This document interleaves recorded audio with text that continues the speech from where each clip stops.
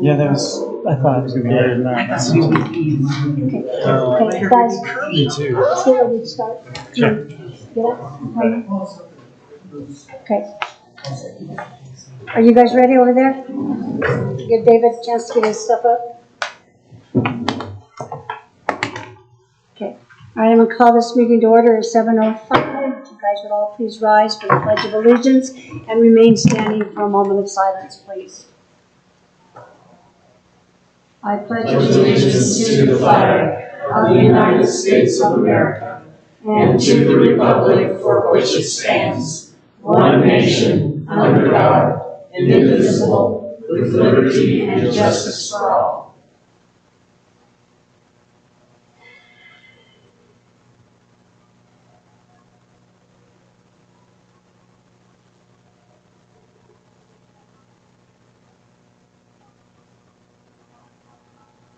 Thank you very much. I do appreciate that.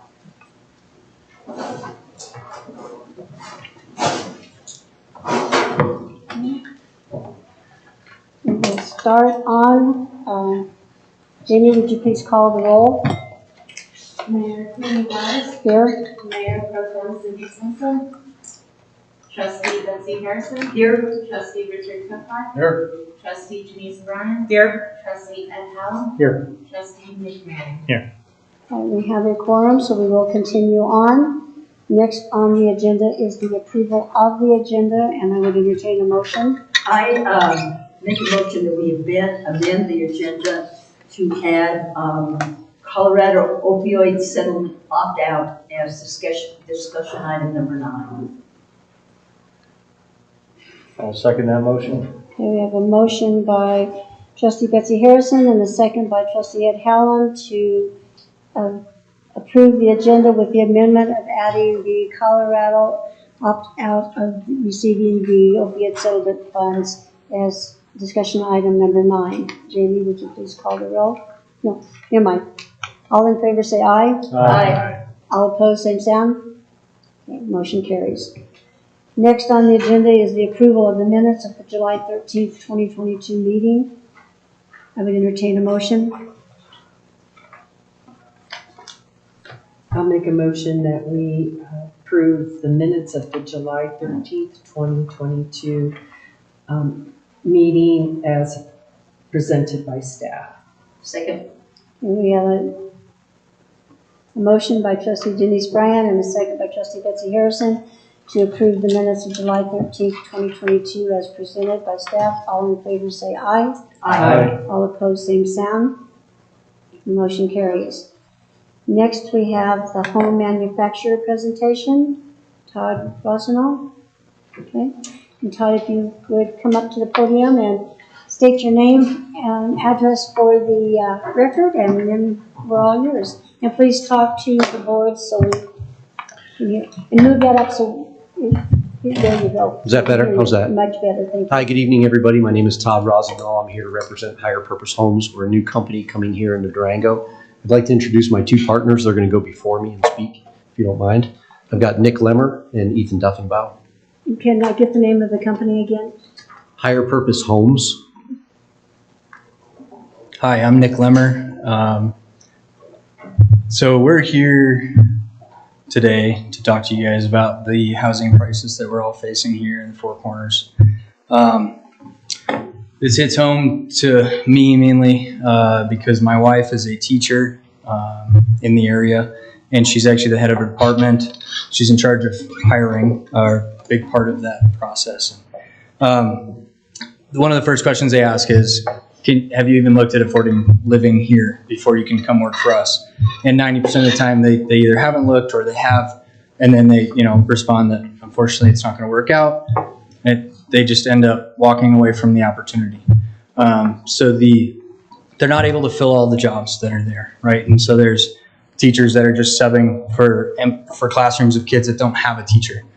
And I've got a 2.5-year-old at home and a 6-month-old at home. And about a year ago when we started looking at this, I was kind of talking to Todd to get his thoughts on it. We're good friends, and we kind of thought about what's it going to look like in 5 years when my kids go to school. And it was really hitting home for me. And we kind of took the approach of, well, what can we do about it, right? And over the last year, we've kind of come up with what we think is a great solution. A part of the solution, of course, we're not going to be able to do it alone. But we think a great solution is what we're looking to propose and bring in a manufacturing facility that can manufacture homes at scale to provide affordable cost homes for our local region, so that we can bring in the workforce that we need to keep our economies alive, keep our school districts working, keep our education system up. So I just wanted to, kind of let you guys know where we're coming from, because that's really what really drives us to do what we're doing every day. So, and then I want to introduce Ethan. Ethan's a big part of our team. Thank you. Thank you guys for letting us speak tonight. Part of what we're going to do is we're looking for a partner, and by partner we mean a location, so a municipality or a county, an area that's willing to work with us, to partner with us, so that we can build a factory for building modular homes. And the goal is probably around a 45,000 square foot building, and we need 20 plus acres. And we're probably going to create around 45 jobs within the first fiscal year. And then we're looking to ramp up to around 100, 150 total employees after around a 4 to 5 year period. We'll be able to create about 200 homes a year at full capacity, possibly 250. And so we're looking for somebody to partner with. And I used to live in Mancos. I worked at the bakery for a couple of years. I love this area. And it sounds like from working with Montezuma County, especially when Shaq was there, that you guys are very open. Montezuma County is very open to helping us. And we'd like to see if Mancos is as well, and if you guys would like to partner with us. Thank you. Thanks. And one thing I'd like to mention is that we are a purpose-driven company. It's stated right there in our name. And we believe that by having a purpose, then viability will come from that. And so we've identified a couple of parcels in the local area that look really attractive to us. One of them is owned by the town of Mancos. It's that area, I think it's called the airport area up there on County Road 42. And we were looking at the northern area of it to see if that would be a possibility of purchasing. We've also identified a couple of areas in Ignacio and some others in La Plata County, and also on the way out to Cortez too. So we're trying to have a few options, but we'd love to have Mancos be able to host us. So if there's anything, if you have any questions, we'd love to. It's kind of our thing, is answering questions. We've been looking at this process for a long time. We've spent $100,000 of our own money on a consulting company out of Idaho that has over 100 years of experience in modular home factory design and implementation. And they're right now our road to success, and we've already partnered with them. So I'd love to have any questions. Do any of the board members have any questions for us? Go ahead, Janice. Hi. So you said you did this company in Idaho that you're, now do you have all the money that you need to get this project up and running? Are you part of Region 9, the SCAPE program, or? We are a cohort in the SCAPE program. Okay. Yes. So do you have all your funders through SCAPE? No, we don't. So In you need fact, more. well, that's part of why we're being here is because we need to identify a parcel of land so that we can figure out how much that's going to cost, where it's going to be located, and what our fixed building costs are going to be before we can finish putting our investor packets together. Okay. All right. Thank you. Sure. So you, Go ahead, Ed. oh, okay, I'm sorry. Have you met with the Montezuma County and their economic development people at this point? Shaq shaking his head. They have. Yeah. So we've had a number of conversations with Jessica, and also with Laura Lewis Marchino at Region 9. So we kind of made our rounds there. And being that we're a for-profit entity, really the only monies that we can get from them is through small business loans and things like that. There are some grants, potentially some other money coming down from the state, but that's not going to be ready until the end of the year. Betsy, you have a question? Yeah, I just had a question. You're talking about roughly 20 acres up to the airport property that you looked at. And are you looking to purchase those or lease them or what's your arrangement with the county? Well, hopefully we'd like to purchase. We see, renting and leasing as just continually throwing money away. And we're not planning on building this business to sell it. This is something that we want to be in for the long term. And really the only way to make that work would be to purchase. Given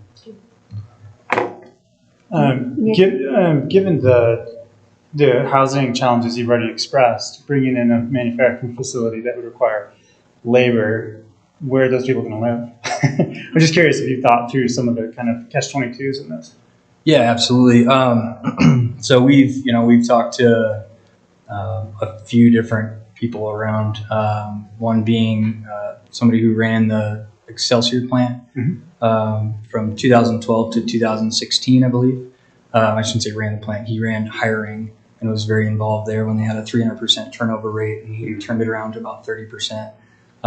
So he had some really good tips on how to do that and where he was getting employees from. He was saying that people were coming from Utah, a lot of down on the tribal.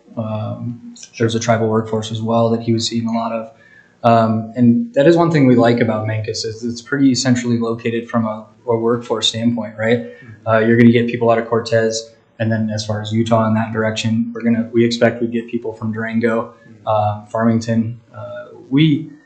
One of our other goals too, and it kind of goes to what we've been saying, is we want to be the best employer in the Four Corners. We want to pay like our starting wages. We're planning from $16 to $20 an hour starting out as a trainee.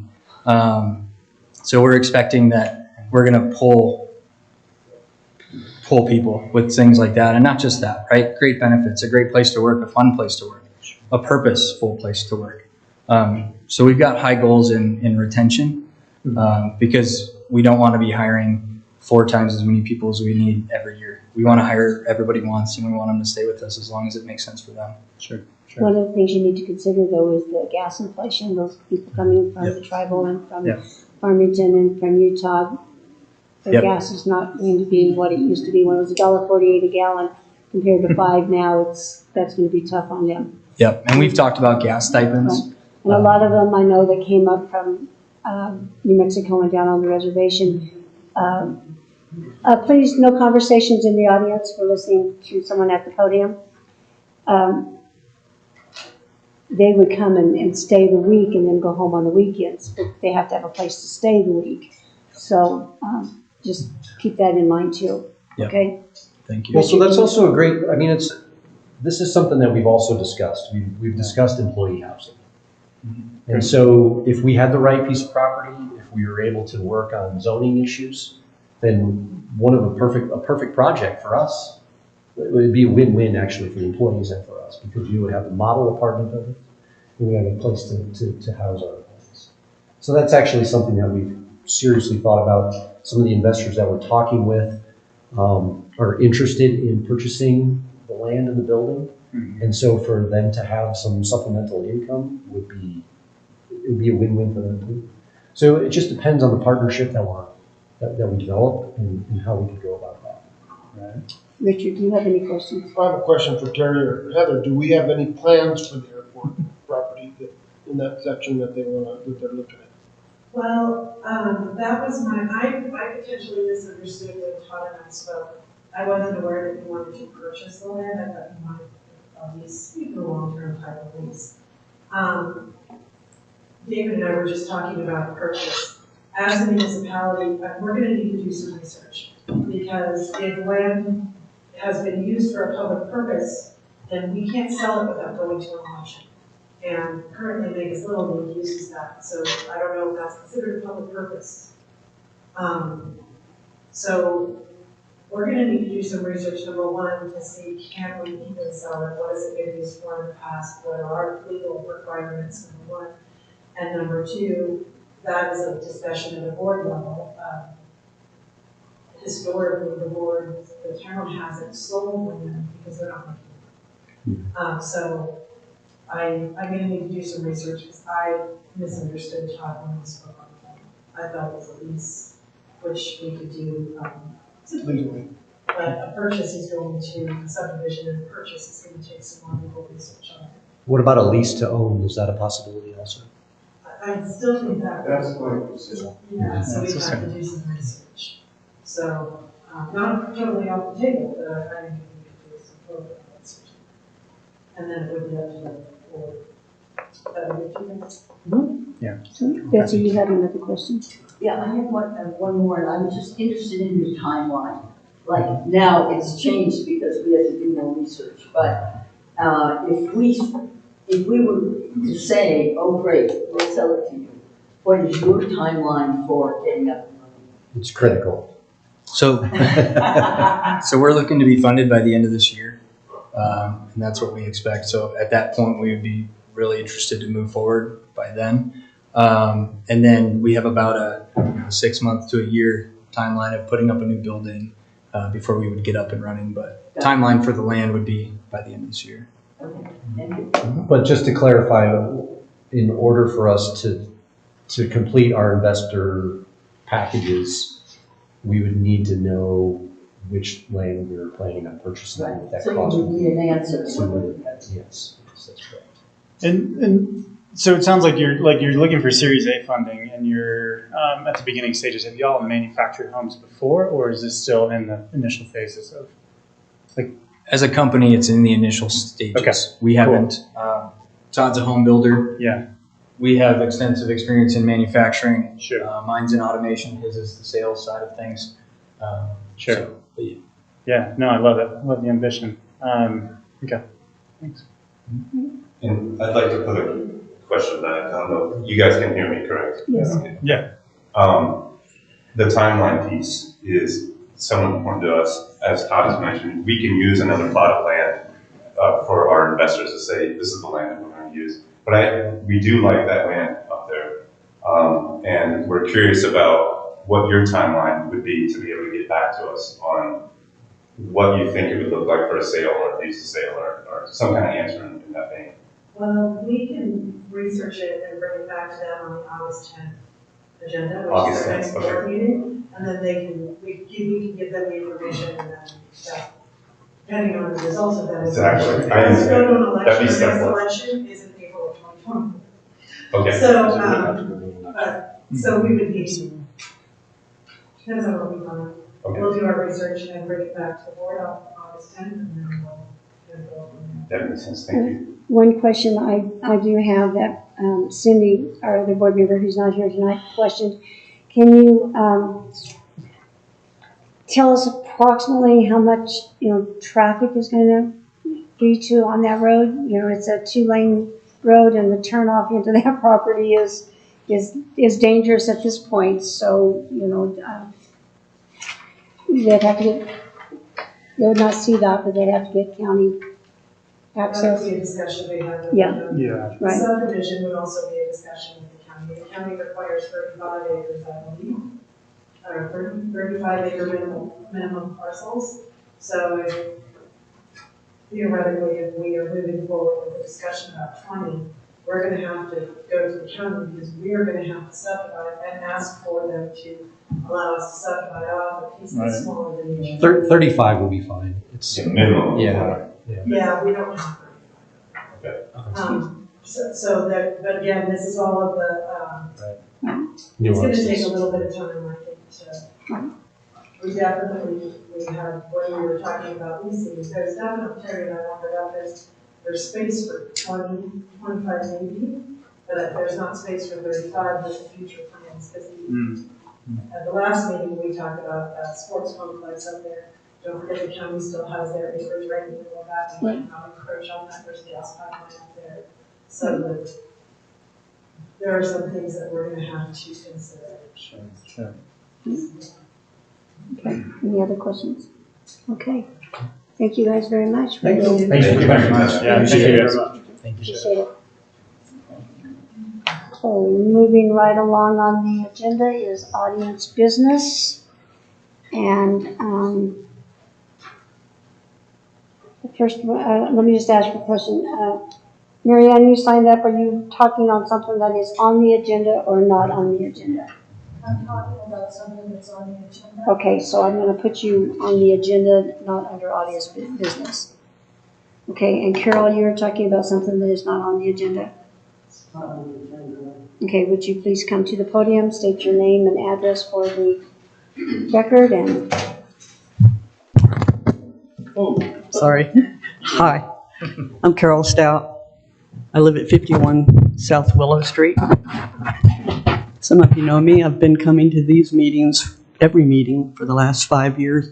I also attend the P&Z meetings as well. So I've watched you guys work.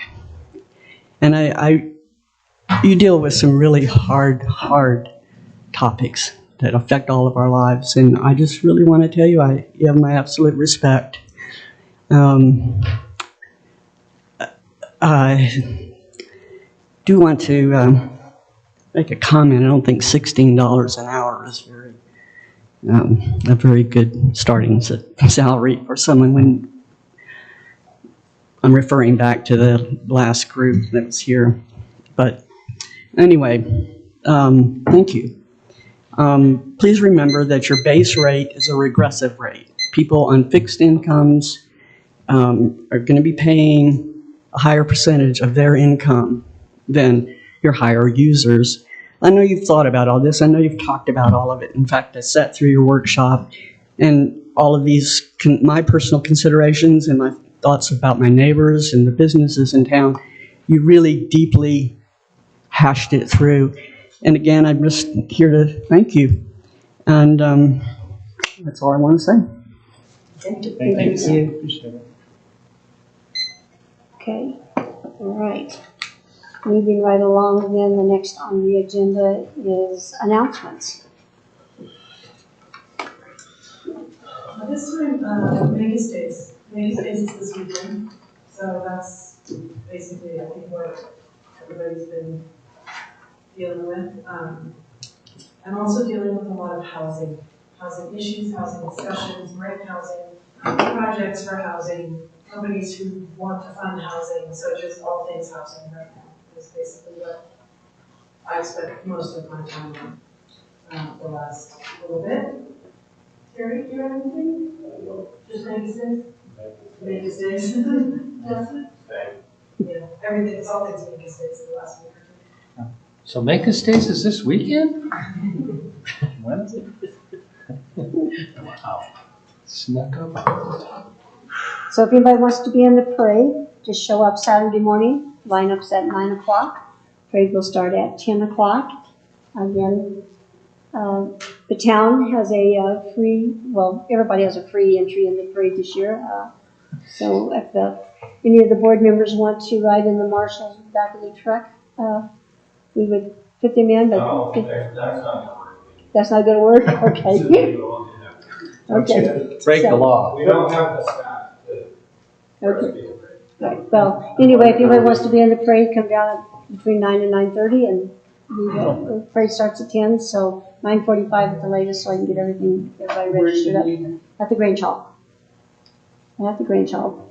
Great. So next on the agenda is the committee reports, Region 9. Janice? Yes, Region 9 had their meeting it was really nice. We were all at the Sunflower Theater in Cortez.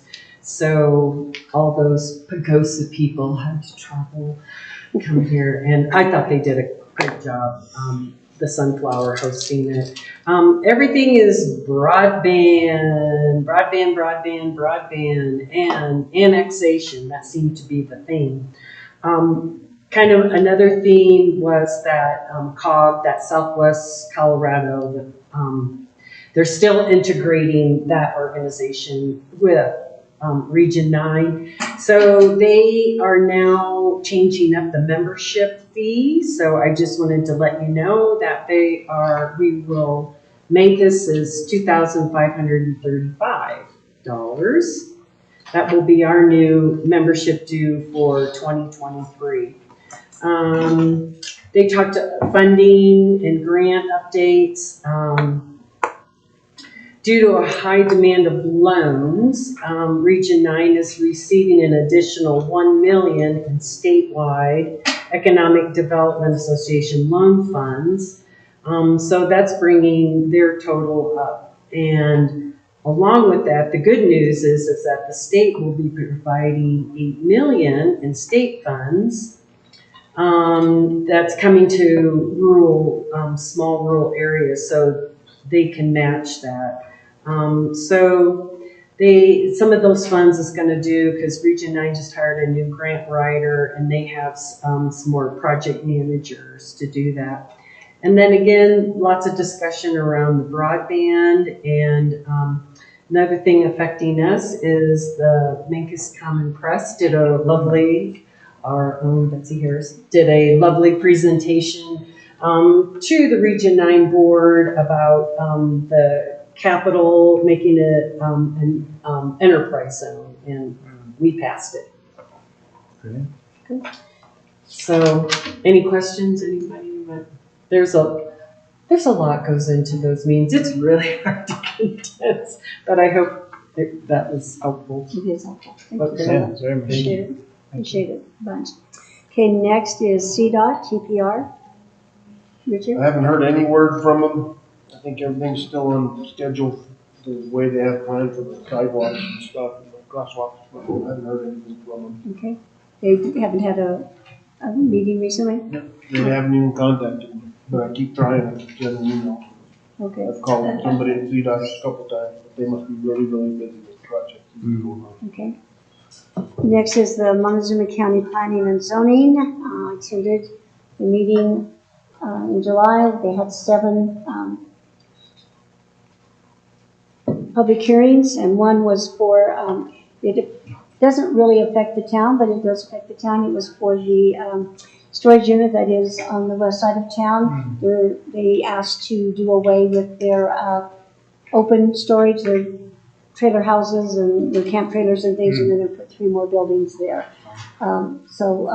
That was passed by the planning and zoning to go on to the county commissioners for them to review. But that was the only one that was close to Mancos. The others were north out Pleasant View and Dolores Way. But a very interesting meeting. They did the 7 public hearings in about 2.5 hours, so wasn't too bad. Not bad. I've been there till 11 sometimes, so 8 o'clock I thought was okay.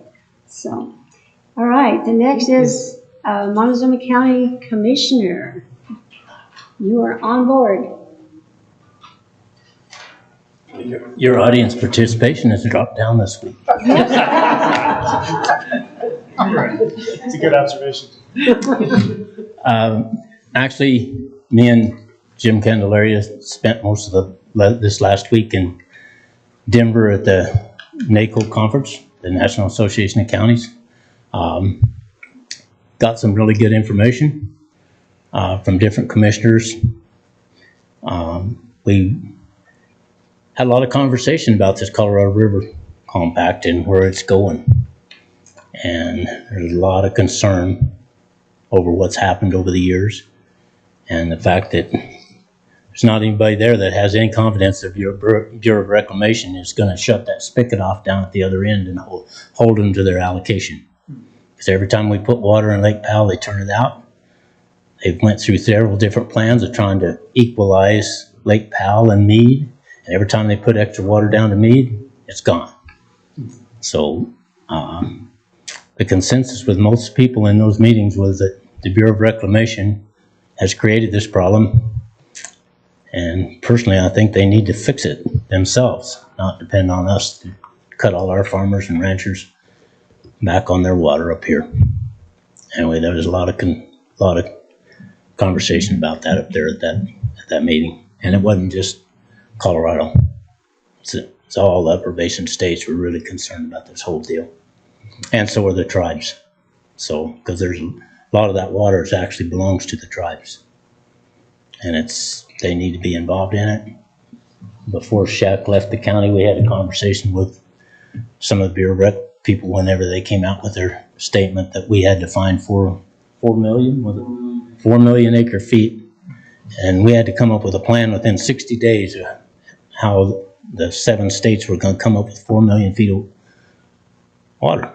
Well, we let Mother Nature go all winter, and sometimes she don't even make that much. So I don't know what they expect out of us, but it's going to be a problem, and it's going to be an issue for a while. So I think everybody needs to be involved in it, because at some point, the state of Colorado's going to have to stand up, because we have basically let them run over us. And we met with the Attorney General from Colorado on the 2nd of July, I think it was, on Saturday, and visited with him about it. And I don't know, I've told him we've got to do something, and he did actually come out with a statement that said, this is Bureau Rec's fault. You need to take care of it. It's not Colorado's problem, but I don't know whether it'll do us any good or not, but we're going to keep fighting it. So, and stay involved, because it's really a big part of this whole area and the economy of everybody around here. So we've got to protect this water. But that's the main thing we've been doing. Our meetings, both the last couple of weeks, have been, well, we had our audit Tuesday morning, and other than that, that's the only meeting we had this week. And last week was very short too, because we was taken off to go up there to that meeting. So that's about all that's going on right now, unless you have any questions. Just thank you for going and fighting for us. Yeah, thank you, Joe. Yes. We appreciate that. They got a lot of people and a lot more money than we do down that way.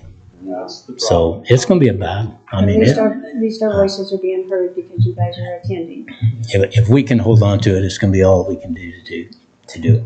They better pay attention to it. Thank you. Thank you. Thank you. And this being an election year, Gerald, I know you're not running opposed, but I'd love to have you in the parade. If you'd like to come be in the parade.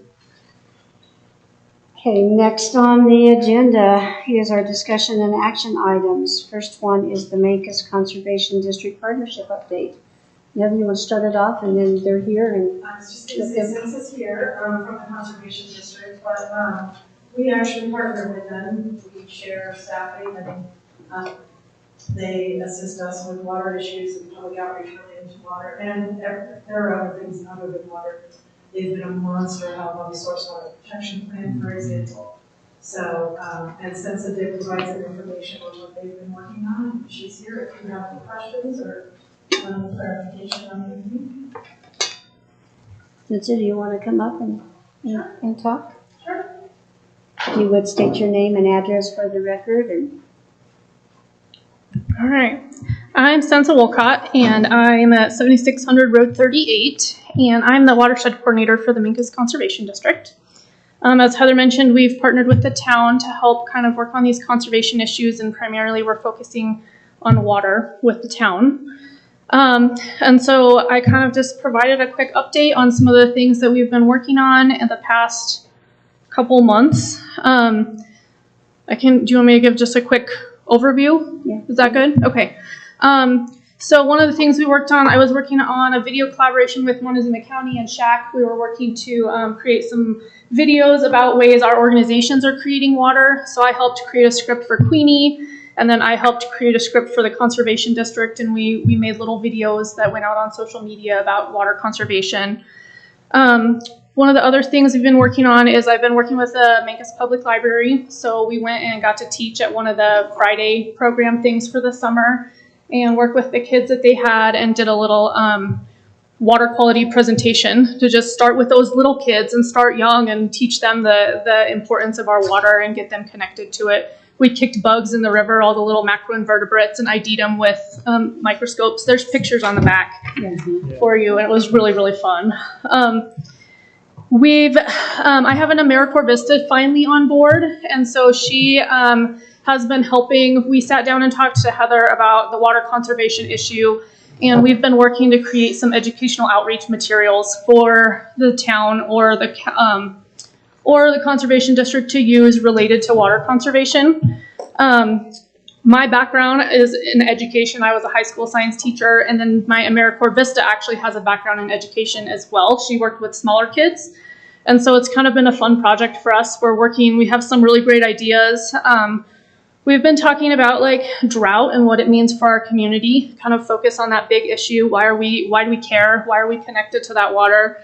And then we've kind of thought about these different aspects of water conservation. You know, some of it is inside the house, like how can we conserve water inside? But also it's some of these things that you're talking about with outside. How can we conserve water with our gardening and our landscapes and our trees? And what are some of the options that we as community members and townspeople can take to help with this water problem? And then of course we, Mancos Conservation District is really involved in agriculture as well. So agricultural water conservation has been a big part of our mission in general.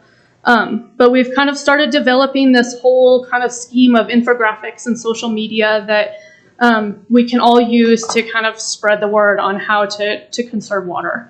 The AmeriCorps Vista is like, let's set up a table at the farmer's market and we can hand these things out and teach people. And so she's super enthusiastic.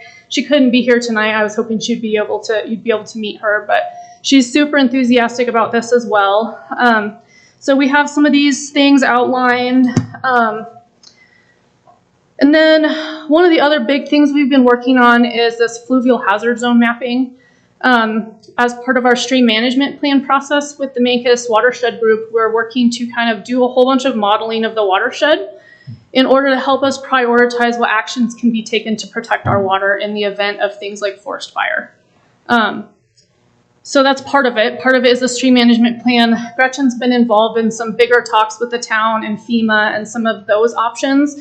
But we're trying to cultivate this whole protection of our watershed thing because we all know that we don't have other options. All of our water is there and we don't have a backup. And so we're really trying hard to figure out how to best utilize our resources to protect that. You know, we can't mitigate the whole forest, but what are the things we can do that are going to make the biggest impact? And so we've started that process. We've met with some GIS people and we're starting to get some of that modeling going at the district as well. And then one of the last one, and then I'll get out of your hair. But the last one is we were awarded through a partnership with the Dolores Watershed Resilient Forest Collaborative, the Wildfire Adapted Partnership, Ute Mountain Ute Tribe. The Conservation District was awarded a $1 million grant to work on forestry related issues in the watershed. So they wrote a really comprehensive proposal that covers things from like small scale defensible space around homes to creating larger fire breaks and thinning projects and things to help on private land and Ute Mountain Ute lands. And we have a couple of different strategic areas around Summit and then around Jackson to try and help, again, protect our water source and do what we can. You know, this project isn't just for water, but that was part of why those areas were strategized as areas that really needed that fire mitigation. So that's one of the really exciting things. We just finally got our press release done today and we sent it to Heather, so I don't know if we got it to you yet. But she can send you like the official press release with all that extra information on that grant.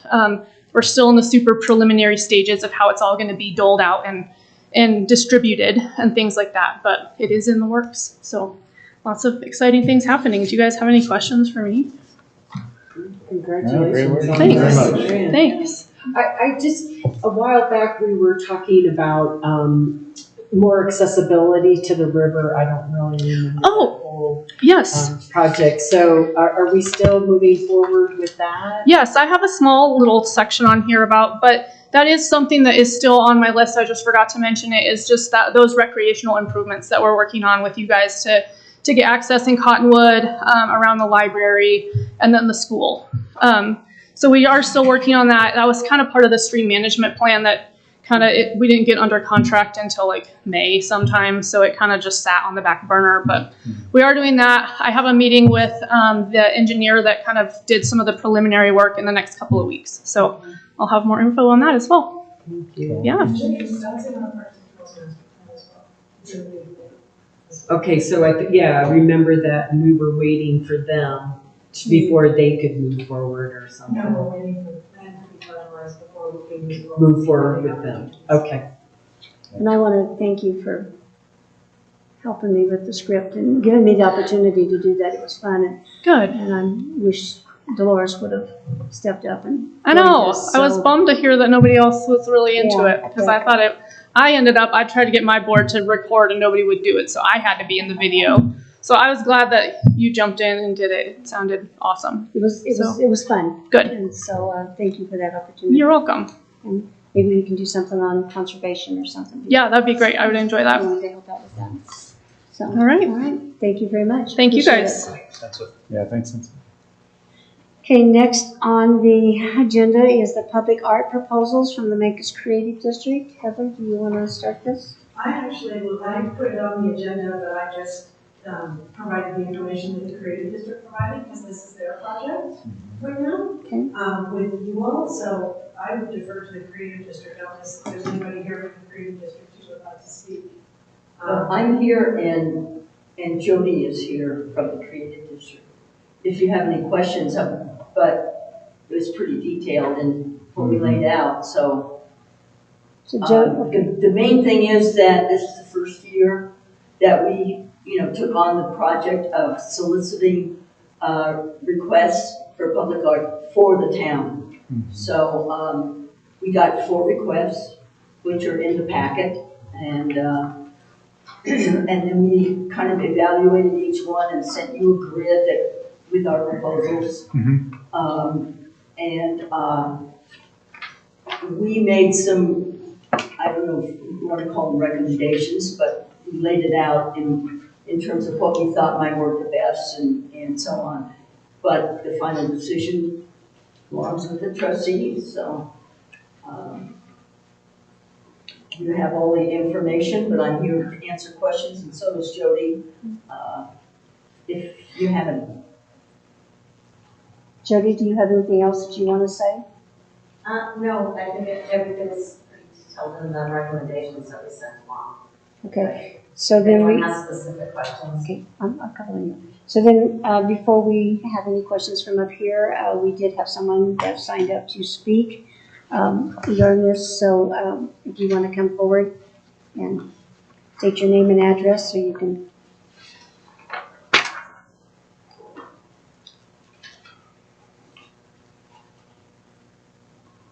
Hi everyone, I'm Mary Ann Griffin. I live at 381 South Redlands Road in Grand Junction.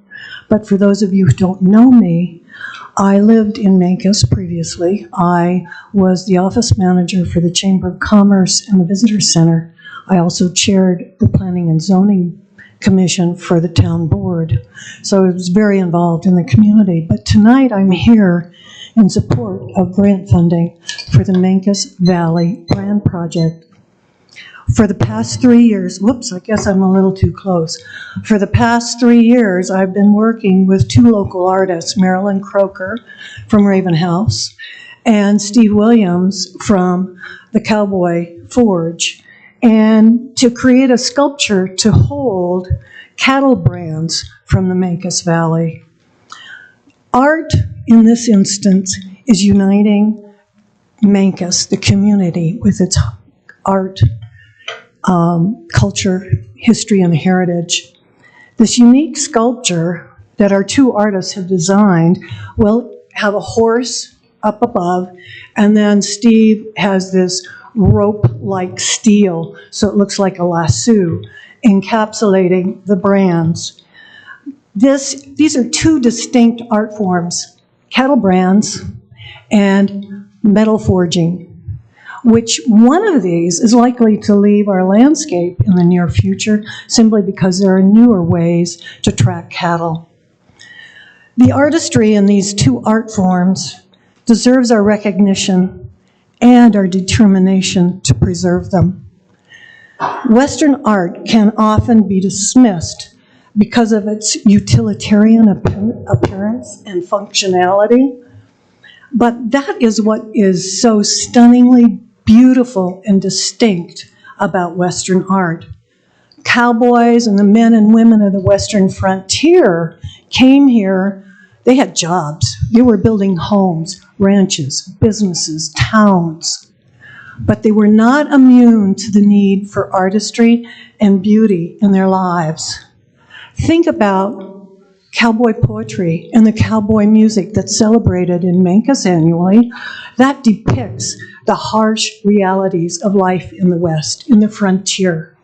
And yet it did it with sensitivity and sometimes a big dose of humor. But also think about those lovely treasures that you have at home, that beautiful rifle with that wood stock or that knife that fits so beautifully in your hand, that hand-hewn wood with inlaid silver.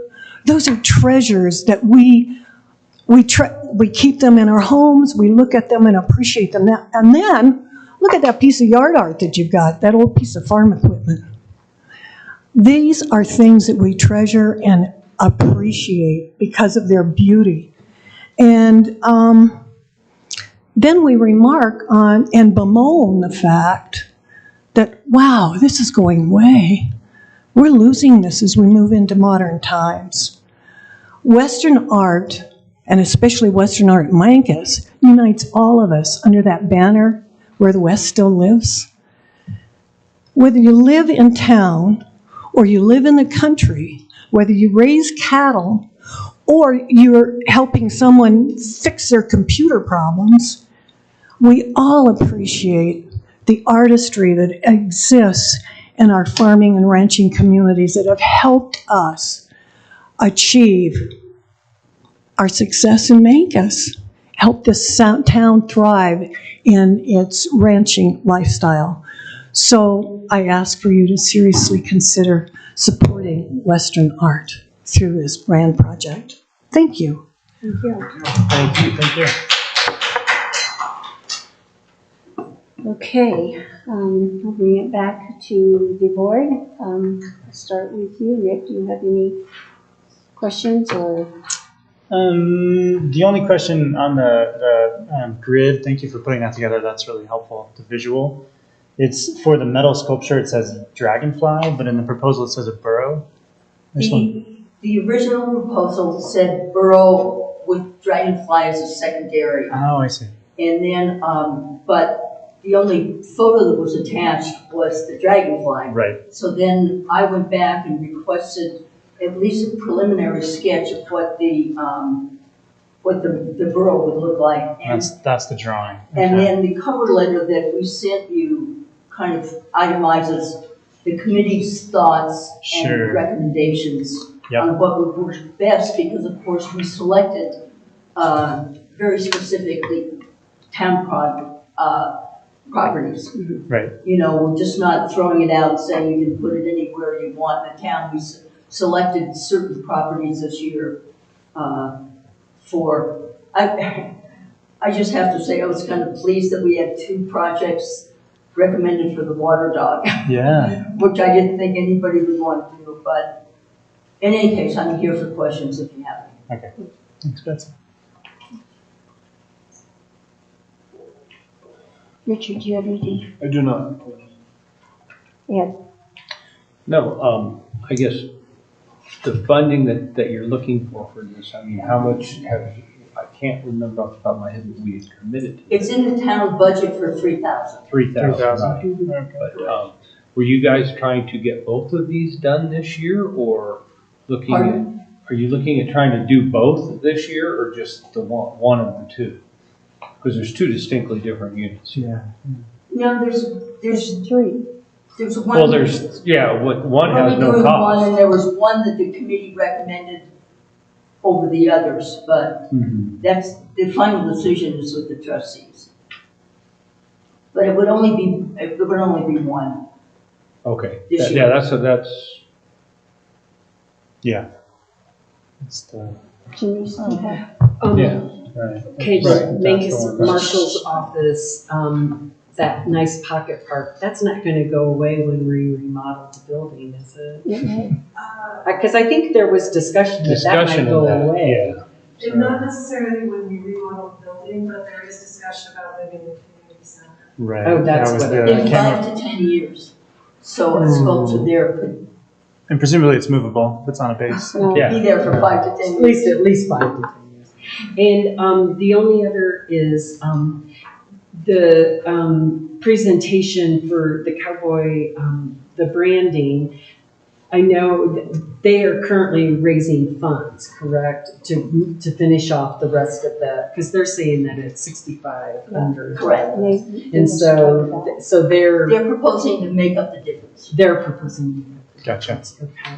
And then the other one was under budgeted at the 3,000, is at 2,500. Yeah, 2,500. Correct. With a base maybe, yeah.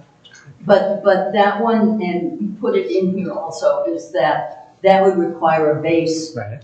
that the town Base. would put in place. Yeah. But then there's an extra $500 to do that too, so. Sure. And I agree too, that some proposal for the water dock, that would be, how lively to Right. make that little corner of It would town. make a statement about water, wouldn't it? Yeah. Sure would. Sure would. So Richard, do you have any comments on any of them? Do you have a preference? Do you? No, I kinda like the brands and I kinda like what they wanna do to the water dock, but, I mean, I just don't know if they can come up with the funding soon enough for that brand. Yeah. Okay. Okay. So Terry, I'm going to ask you and Justin on the water dock. Can you give us your comments on it, the feasibility, and I know Justin said something about the moisture. Is that going to deteriorate the pictures of that field? No. They want to paint the brick. They want to paint the brick.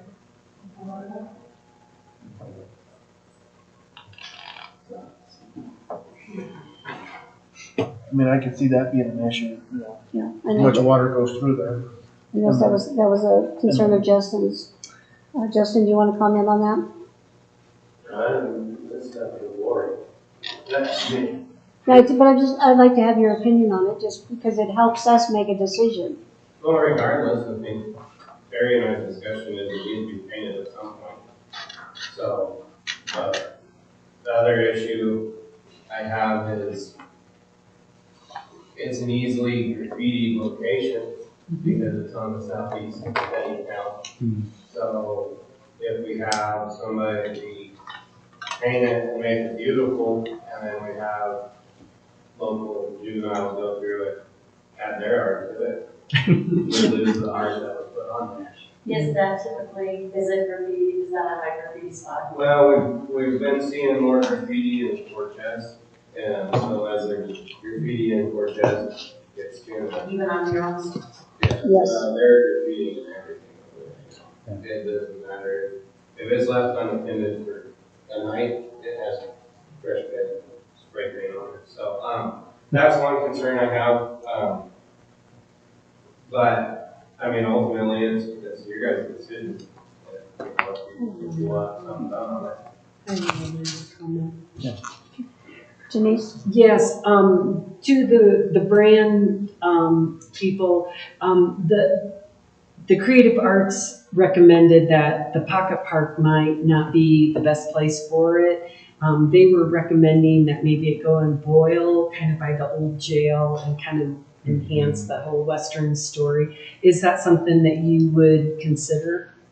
Well, in fact, that was one person's inspiration. Yeah, I remember when you came. When the arts history grant came through, they limited the number of choices that a proposal had.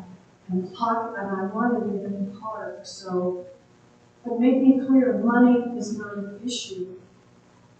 And we'll take care of it. I have a question on that. It says you need 2 horses, and the one horse is on the sign, the big circle, and then the other horse is over on a fence and in the proposal. So, There's only one horse. you, Oh, I was giving that horse on the fence as an example. For the horse that'll go on the wall. Because the drawing couldn't depict what the horse would look like. So we had a photograph of one of Maryland's copper horses. Okay, but you're asking for 2 copper horses at $250 No, just each. one. That's in your proposal. That's what I'm One on asking. each side? Yeah, you've got one on, but they've got copper horses, they've got $250 each for $500. So that makes your Oh, well, total I cost. know what it is. It's because there's 2 that are together so that you can see it from both sides. Oh, okay. So that you can see it from both sides. So they're melded together as one unit. I understand that. I'm sorry. That's all right. I just saw 2 and I Well, was trying to listen, figure I that out. sat on this thing by myself for so much. I'm sorry.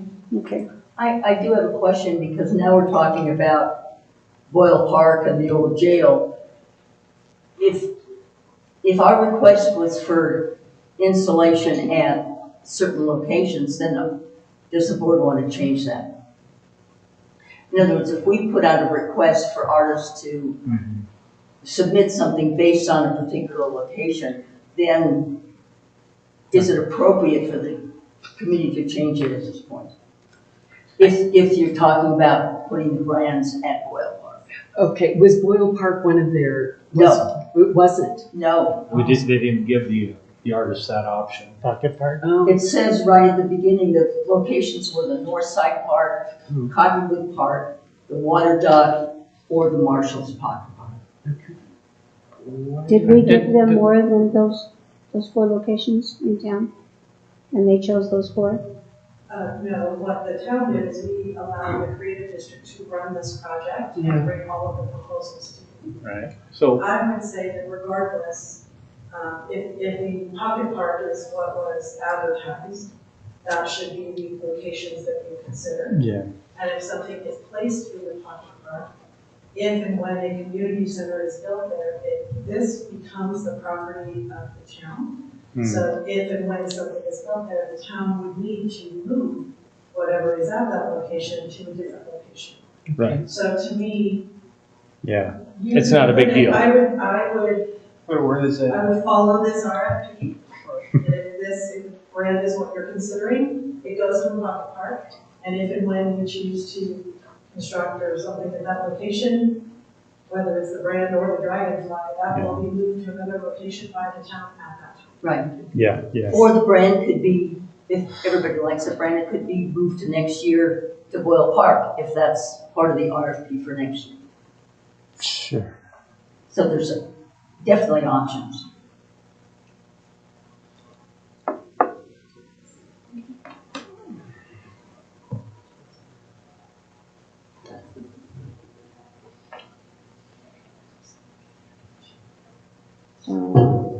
Any further discussion? No.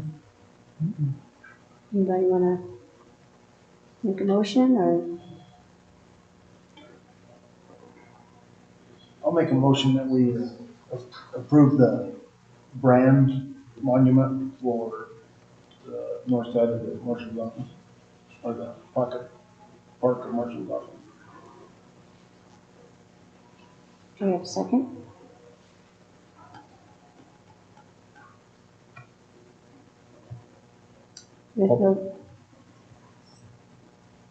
I'll second that motion. Okay, so we have a motion by trustee Richard. And I forget your last name, I'm sorry. And a second by trustee Ed Hallam to do the brands in the marshal's office pocket park. Then would you call it up? Trustee Betsy Harrison, No. trustee Richard Tokar, Aye. trustee James Bryan, It has to be in the pocket park. That's the motion on the table. Yes. Yeah. Everything has to be in either the pocket park, the north side park, Cottonwood Park, or the water. Yeah. You move there. Later. Okay. Yeah. Aye. sorry, what was that? Aye. Trustee Ed Hallam, Aye. trustee McMahon. No. So we have a tie. No, we have a three. We have three. 3-2. Okay, so motion passed. Yep. Okay, so we're gonna go with the brands in the marshal's office pocket park. I do like the dragonfly. I think that'd be really Oh, I pretty love down the in Cottonwood. Me too. In Cottonwood. In Cottonwood. Well, but it's in Pocket Park on the. No, well, Yeah. yeah. Cottonwood Park was one of them. Okay. Right. So, okay, so we have $3,000 to brand project in a pocket park. Mhm. Correct. Did you say, I just need to confirm, are you doing the dragonfly? No, it no, was the I just said I brand. like the dragonfly. Yeah, no, I like the brands too, but, I do like the, and I liked all of them. I thought they were some great, projects, great ideas. And hopefully they will come back with next year.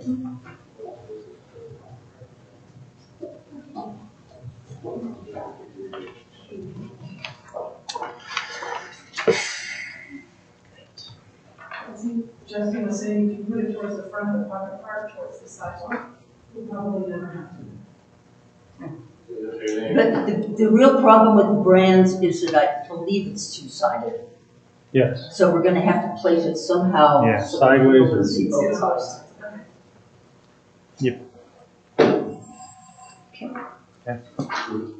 Next on the agenda is the Mancos Common Press Letter of Support. Heather? Yes, this is actually piggybacks on what Denise was talking about with regard to the Region 9 proposal. The Common Press, we're working with currently on a grant for pre-development at what we call Valentine Lot location. That may change in the future, but so they are actually applying to be an enterprise zone, which will allow them more funding and more flexibility. So they've asked for a letter of support. It doesn't obligate the town in any way, either contractually or financially.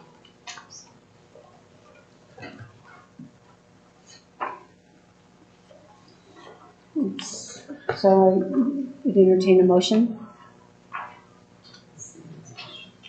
I make a motion, we authorize the town administration to submit the attached letter of support and make his Common Press Workforce Housing Grant application to the Colorado Economic Development Commission.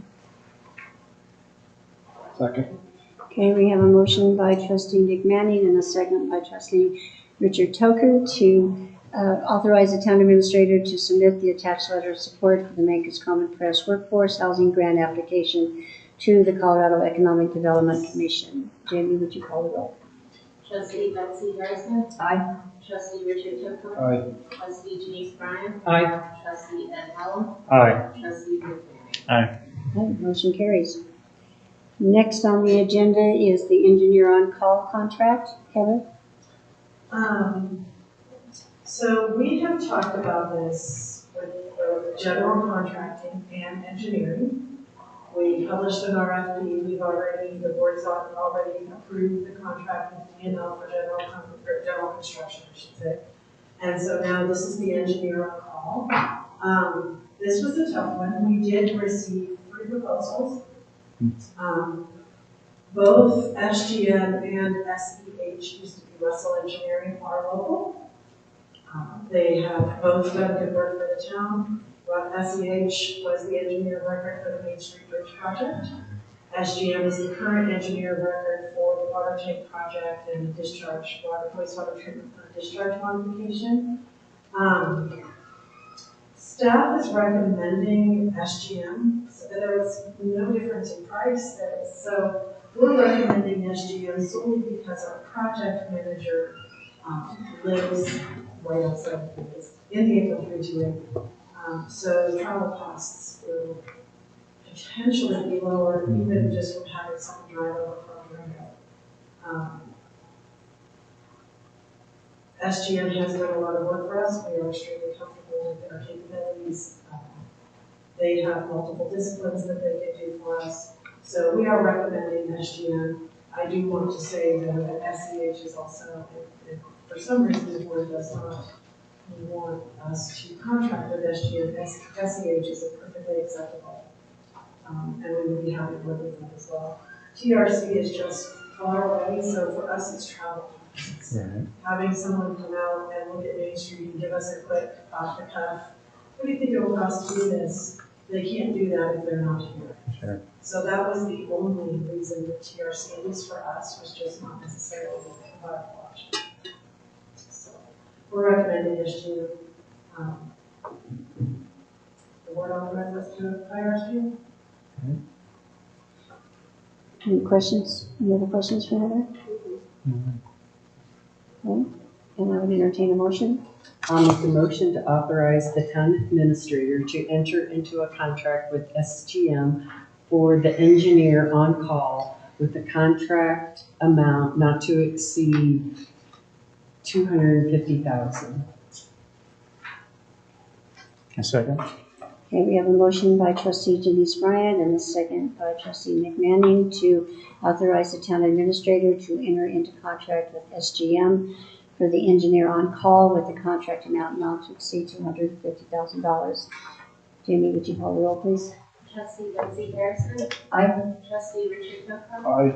Trustee Denise Bryant. Aye. Trustee Ed Helm. Aye. Trustee McMahon. Aye. The motion carries.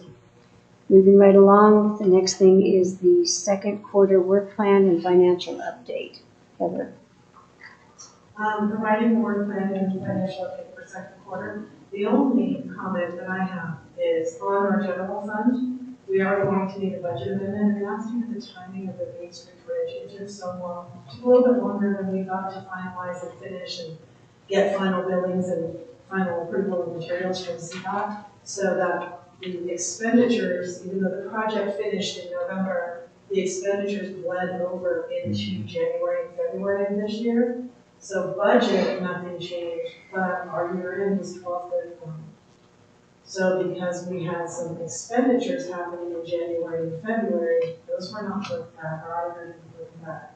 So we are going to need a budget amendment this year for the Main Street Bridge project. That's the only budget amendment that's going to be required at this time. In my opinion, it's not significant because the money that we didn't spend last year just stayed in reserves. We didn't spend the money. However, budget law requires that if we are planning on spending more than we budgeted, we must do a budget amendment. So the money just stayed in the reserves at the end of 2021. It was spent in 2022, so we are going to need a budget amendment. For 2022. No, just 2022. Yeah, I said for 2022. Oh, sorry, yes, Right. just for 2022. But we didn't overspend the budget. The project did come in. The project came in at the budget that you all approved. Now, along the way, there were budget amendments for engineering, for right of way, for no budget amendments for construction. No budget amendments for construction, so. Other than that, I don't know if we have any questions. The department has returned. You guys look at their work plans and anybody have any questions? It's amazing what you guys get done. Yeah. With the number of staff and. Yeah, it is.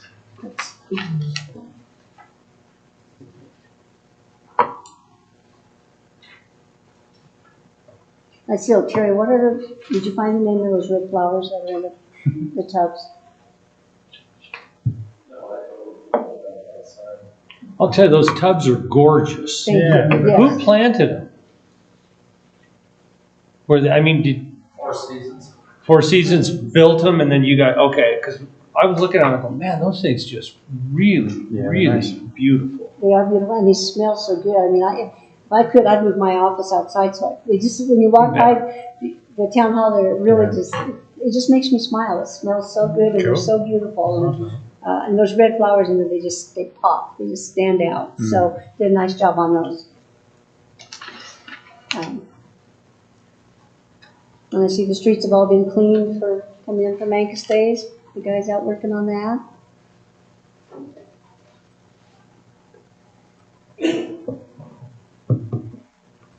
Anybody else have any questions or comments? Are we talking now about the work plan, right? Mm-hmm. Yeah. Just, we probably have talked about this before, but I don't remember. The Road 39 remediation phase 1, what was that again? That was, we worked with SEH actually on that project. The Road 39 is the old dump property. We sunk some monitoring wells to make sure we weren't contaminating the groundwater, and we are not. Yeah. So, actually, phase 2 is figuring out what we need to do with the state to do kind of a post-closure exit plan. So, because right now we can't do anything with the property, we can't disturb the county. Oh, okay. So SEH has reached out to me, and honestly, I just told her that it's not on my radar right now. Right. But we do need to eventually, and I should actually. Okay. Lead up to 2023. We should work to phase 2, which is, now that we have this report, what are the next steps? Right. I am not in any way, shape, or form familiar with landfills, which is what that used to be. Yeah. So I'll need to reach out to SEH and say, okay, now that we're all good as far as contamination, what's the next step? What do we do? Okay. And then from there, that's when we're looking at our, the range. We'll never be able to put houses on, for example. So, but I'll need them to lead us. So I'll need a bid for phase 2 and scope of work. And honestly, now that I know we're not contaminating anything, That was our big worry, was that if there was a contamination, then there would be a remediation factor involved. Yeah. Okay. and the wells will still be there, and they're still collecting information, so. Good information. And you are going to get the truck in August, maybe? A truck? Kind of true. October now. Okay, all right. Of which year? They did not specify. Maybe that's why the deal was so good. Yeah, took your money first. I was hoping he was going to get it, so. Sounds like the flooding might be coming. Yeah. Okay, if there's nothing, then we will move on. The next thing is the 2023 capital project discussion. So, we usually do these at workshops, but we're behind schedule, so you guys got it on the agenda. This is basically our first step in building our budget. These projects are things that the department has need or requested. We talked about them at the retreat, and so I have some of them. We don't talk about like beautification and flowers, we just do this every year. But they're on the project list for you. So basically what I did was I took the retreat discussion and the things that the department heads had asked for and put it into this format. What I need from you all is basically a yes or no on each one of these items. And if you say yes to everything, then all of this goes to the budget. And then once we are generally not that once the first time, then we have to figure out what we're going to back out to balance operation maintenance. So this is the first step. So I need you all to look at this and see if there's anything that jumps out at you, anything that you want that I forgot to put in here, anything where you say, you know what, I think we need to do that next year. So this is now time for you guys to decide as a board what you want in that budget. And once we get this from you, then we will start building, we'll finalize our operating budget. I will have one more piece of information I'll need for you all for operating, but I will put that on the August 10th agenda, and that is personnel. So, and then once we get that, the department has to start building our operating budget for next year. And then once that's done, we switch over to top. First of all, you make this so easy to read. Yeah. Thank you so much. It's a lot of numbers and a lot of things, and this is in such readable format, so thank you. I know you talked about Road 39 a bit. Is there a timeline for that? Is there an urgency? There's currently, well, I'll be honest, I have an urgency. I don't have any plans for that property right now. And since it can never be, it's my understanding that it can never be used for housing. So if it could eventually be used potentially for housing, I would absolutely move it up my project list, because that's a potential for affordable force or something, even regular housing. But it's my understanding that it can be never be used for housing, so I'm not in a rush. If you want me to move that up my list, just let me know, I'll add it to the list. Can it be used for these gentlemen that were here out there? There you go. That talked about their, Great idea. I don't, I see you say We have no. someone in the room that I think knows a little bit about I do landfill. want to put him on the spot. I don't want to put him on the spot. Okay, so you can't use that property up there?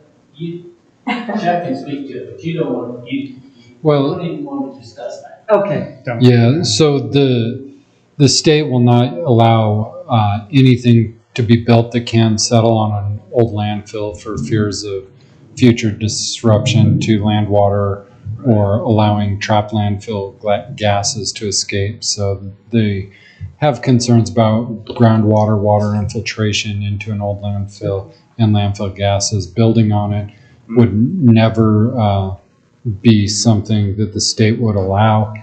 And sometimes the less the state knows, the better. Okay.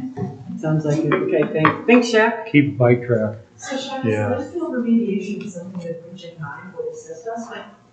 I don't know, does that fall under the Region 9 umbrella?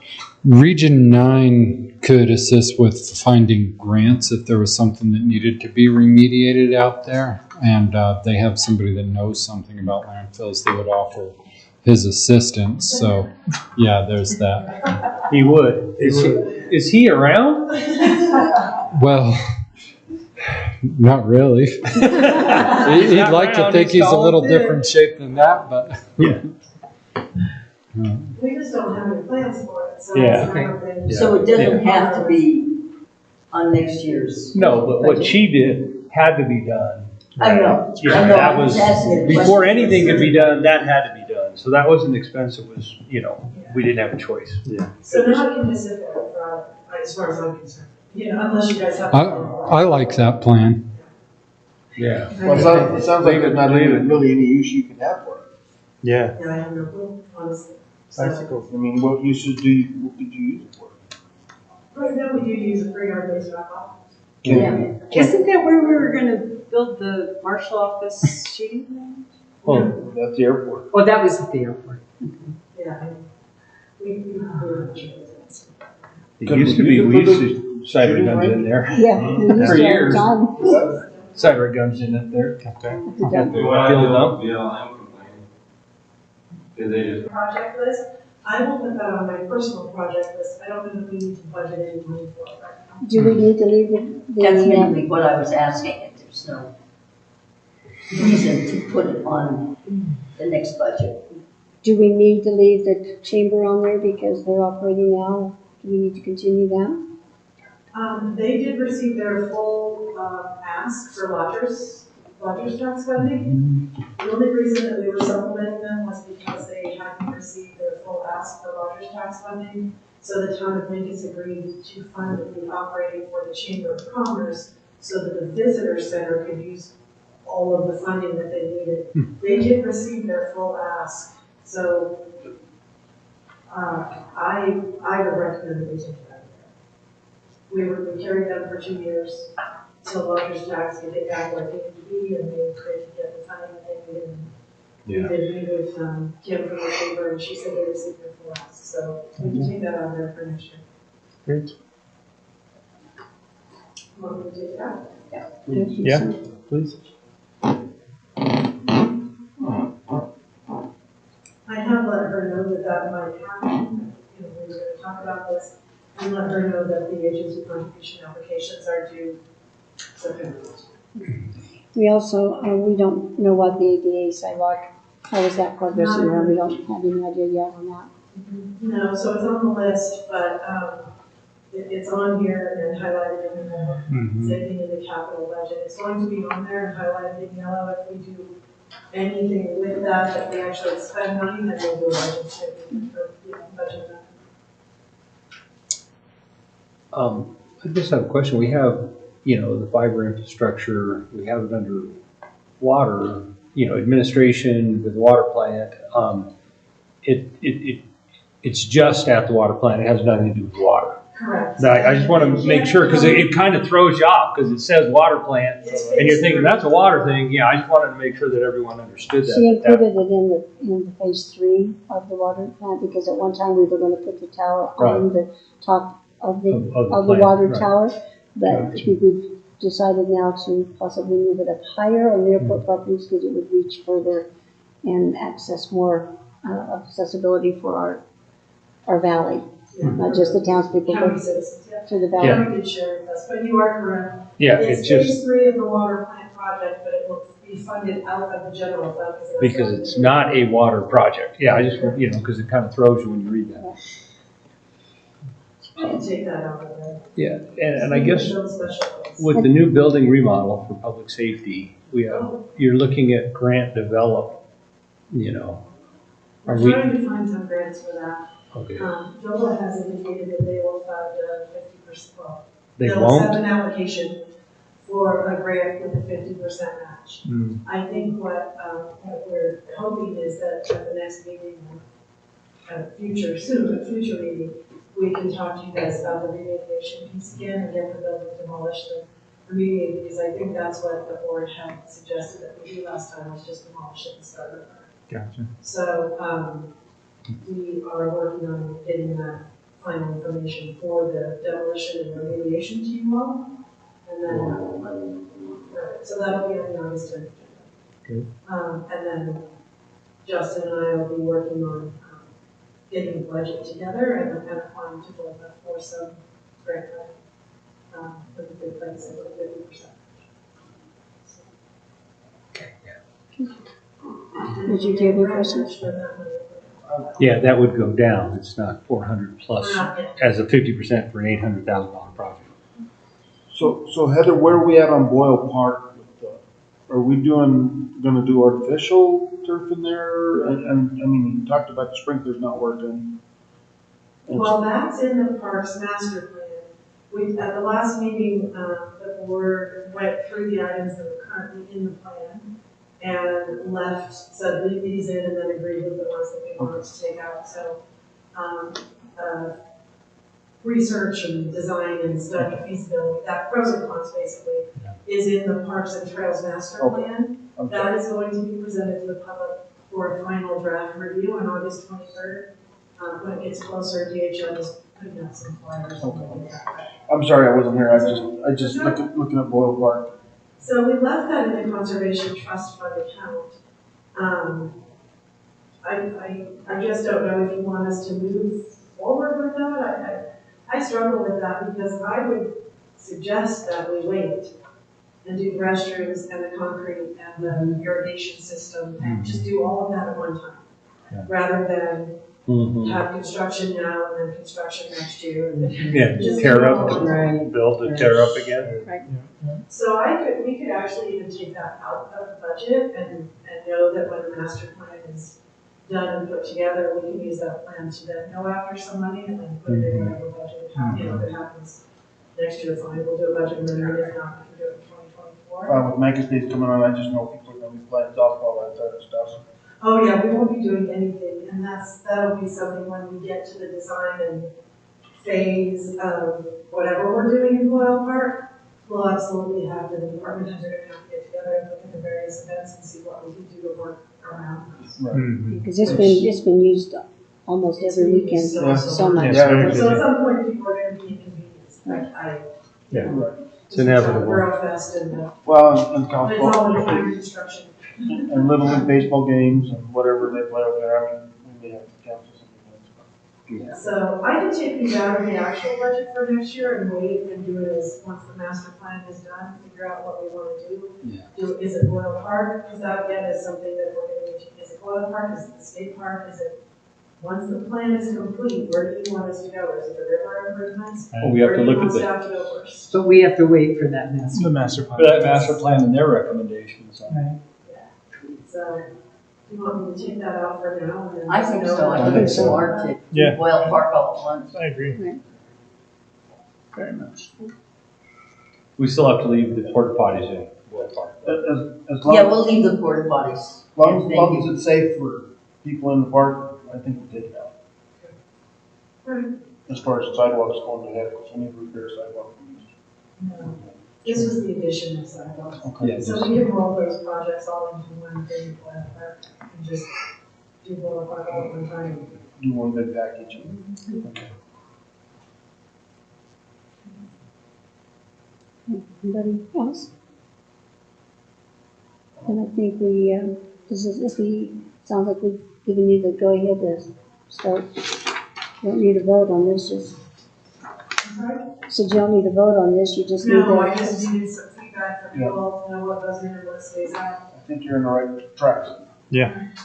So the next step, what I'm gonna be trying to bring to you again on August 10th, if I can pull it together, is we always do research on cost of living and merit increases for staff. Okay. We present you all with information as to what the state is, everyone around the state is doing, and then you get some answers. You do 1%, 2%, 3%, whatever. And then it's up to you all to decide yes. So I will be bringing that information to you. We do have a joint workshop with the chamber on August 10th, so I'm going to bring it to you as an agenda item, discussion item, just so that, because I need to get you that budget. We have to present it to the public in October. Okay. So I'm running out of time, unless you all want to consider special meetings for budget discussions. That would be up to you all. I think it's whatever we need to do. Yeah. I mean, if we run out of time, then we have to have a meeting on, an hour or two meeting, that's what we do. So how about if I bring you the staffing information, because that goes to operating budget. If I bring you staffing information on August 10th, and then after you all, if you can, give me some feedback at that, or we need more discussion. And then once I hear from you, then I'll get together with the department heads and see how much time we need to build the operating budget. And then if we think we need an extra workshop or something, let you guys know. I think we can do it. Well, we have 2 workshops in September, you have to present it in 1st of October. And I have to present the entire budget, not just operating and maintenance. Right. So we have to get through operating and maintenance for every fund. Then I have to make sure I didn't forget anything, because, and then it's generally not balanced. The first one that we give you is generally not a balanced budget. Right. So we're gonna have to make some decisions on what do we cut, how do we do this, because we don't like to go into reserves for operating. And then we have to discuss capital. So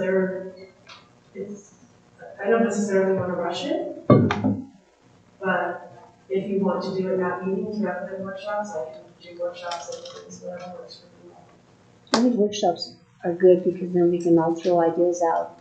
And it's a little easier than at meetings because, So do you want me to reserve the 2 September workshops for budget? Is that time too enough? late, or Yeah, is that too too late? Yeah. Or do you need an August one to do it? Or will you be ready? August 27th, we've already thrown it out to the creative district to have a joint workshop with them. So I think our August workshops are taken up. So let me see what we can do in August 10th. Let me see how far I get after the August 10th meeting and I get some feedback from you on personnel. Let me see how far I can get and then see how far the department heads can get. And then if we can set a special meeting, I'll send you all an email and then we can set a special meeting. I would just say though that if it's easier to move the budget up in place of the creative district and put them at the end of September or something, if that gives you more time to do prep, yes. I can't see that there's a problem. That's a good point.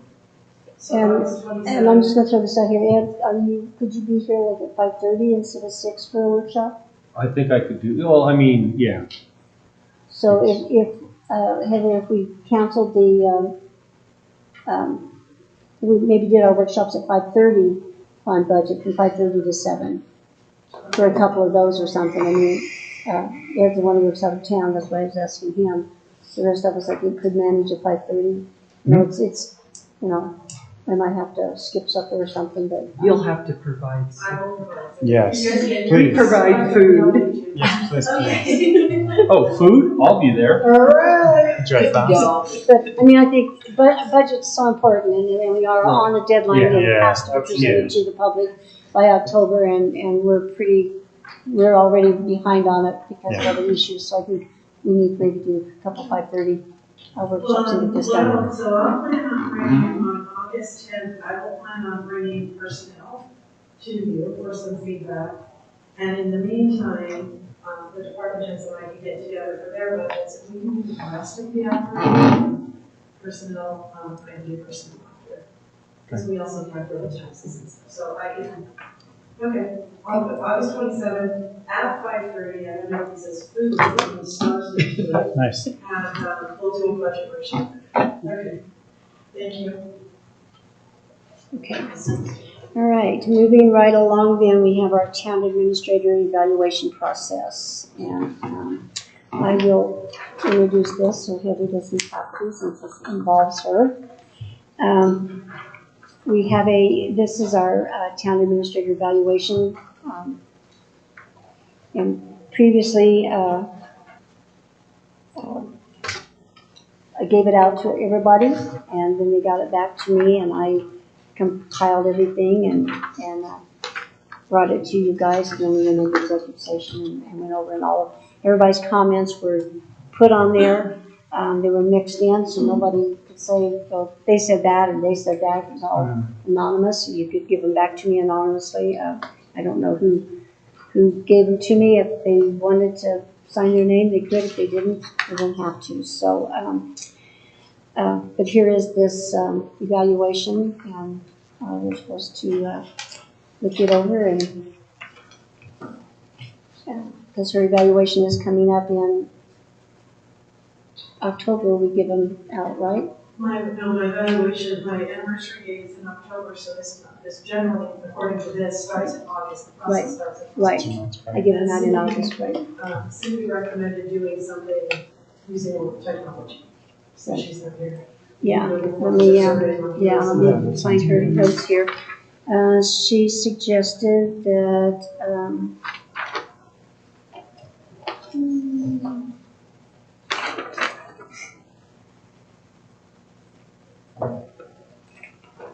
it's not on here. I sent it to you and her and David. Oh, yes, and she did mention that, if we could do,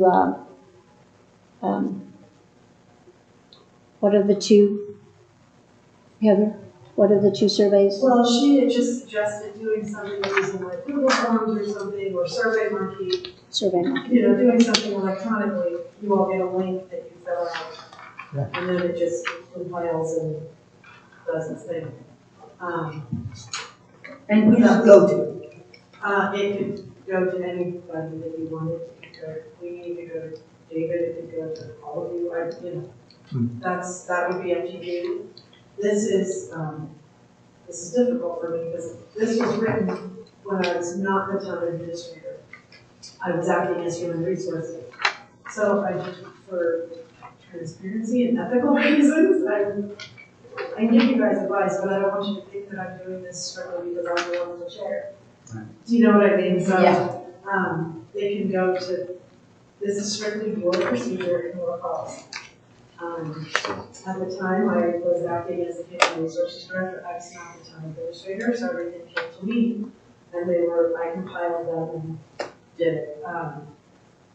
Now, everything went to Queenie when I was wearing all of the hats, because they should not come to me now. Everything went to Queenie when I was wearing all of the various hats.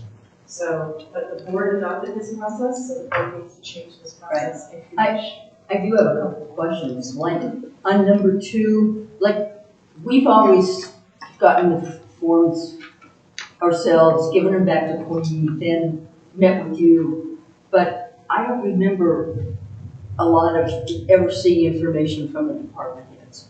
And I'm wondering. They refused. They were given forms and they never participated. They refused to participate. So what I'm saying is number 2 should be taken out of here. Is that correct? They're provided with it because they can do it if they want to, but they have chosen not to. They give me back blank ones. So why do we have, if they don't want to, and we never get that information anyway, my question is why is number 2 there? So we could take that out if we wanted to, right? We could, yes. It's relevant. I think if we had a bigger staff, it might be easier for the department heads to participate. Sure. But when you've got 3 department heads, 2, and one of them is Heather, and takes it down to 2, and that just makes it really, really And I imagine they're already talking to There's each other four. every day. So. Well, okay, but still, it's tough Yeah. for, Yeah. with No, the amount of staff that we have, and and so another- they've chosen not to The other participate. thing When is, this was drafted, there was no mechanism in either the trustee protocols or the personnel manual for staff to get to the board if there was a problem with the town administrator. Right. We now have mechanisms. Right. Any department head, the way it works is, staff takes an issue to their department head, if that's not resolved, it comes to me. If it involves me, any department head can contact the mayor and the mayor pro tem in writing and go around. At the time, that mechanism didn't exist. So, Gotcha. um, So this was that mechanism. this was that mechanism. Yeah. Other than that, like I said, have no changes to the process. Well, can I say something to the board? The reason, so I refuse to fill them out because Heather's my supervisor. And if I'm gonna evaluate her, then my staff should be in the protocol if they get to evaluate me. And that's not, evaluations never come from bottom up, it's supposed to come from top down. I mean, the board's evaluated on elections by the citizens you represent. So I'm very adamant, I will never fill them out for my supervisor because that's not how it's supposed to go. Thank you, Justin. So I would strongly recommend we just take out number 2. Yeah. Fine. Consensus okay with that? Yeah. Okay. Definitely. Right? And then if I can go with my next question, who's doing human resources now? Human resources has always been with the town administrator. At the time it was given to me, the person sitting in the town administrator chair, wasn't comfortable with human resources, didn't have a lot of direct report experience, didn't have a lot of human resources experience. So the mayor at the time and the town administrator delegated that to me. As the town administrator, I have picked it back. I just took it with me when I went from clerk to town administrator. So what happens with is number 4 accurate then? No. And that's what we're needing to talk about. Right, so- That specifically is what we're needing to talk about. Where do they go? Do we want to still do people? And what we did, the board did vote back when she became an administrator to let me do it, and so, but we never changed this. Right. So if you guys still want me to do it, we'd have to put. Or if we want Heather, to go back to Heather. It can't go back to Heather because it's her Can't go back to evaluation. Can't give Cannot go her back our to her opinion. because it's- So can we change that to like Jamie? that's a staff, I don't think that would be good. I think it should go back to the mayor and mayor pro tem. I think it should be a committee. At Sure. least I think it should be a couple people. Well, that's what I'm saying, the mayor and mayor pro And tem. Mayor Pro Tem. Yeah. But you guys all, and I'll just tell you right now, you guys all have your copies, and I bring back your copies. And so I take your copies and I just compile everything together and add up the things. And then you guys all discuss it with her at evaluation. So there could still be 2, but that just takes more time to compile it. It's just compiling all the information. And then the board is the one who makes the final decision on it. It comes to the board. Everything that is said. The compilation. Yes, but with all the information comes to your board and your copies. So you had your copies. You can add it up and see if I come up with the right numbers. It all comes back to you guys at our executive session. But I think what I'm not clear about then is who's the human resource director? You are. She is. So Okay, cannot go and then back if to we're her. evaluating you, we're not gonna send it to you. And so keep doing the process that we've been doing is give it to you. Mayor would be. Yeah. But I'm sorry, so what Betsy's suggesting is then to have 2 people. Instead of it just going to you, it would also go to Cindy. Or if we went to like Survey Monkey, then how would the information get back to us? If, in other words, SurveyMonkey would do the totaling, would be Queenie. Well, yeah. I mean, would be that function. Whoever you make the administrator of whoever has the program would get the Yeah, information. whoever, we would need to figure out who those results would go to. Yeah. They can go to anybody that we want.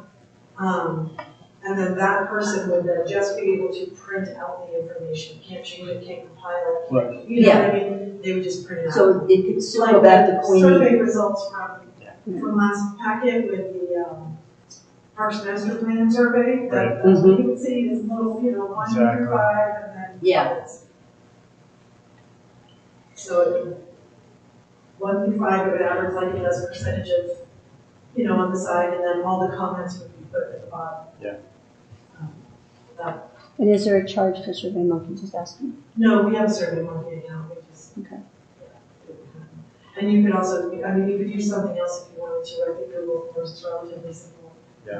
There's a charge for that, so, do that as well. I don't have any problem doing it electronically. That would save you time, because it would already Yeah. file I like it. everything. Yeah, I think Then And then it's you just would for just, Queenie to bring to the meeting, right? yeah.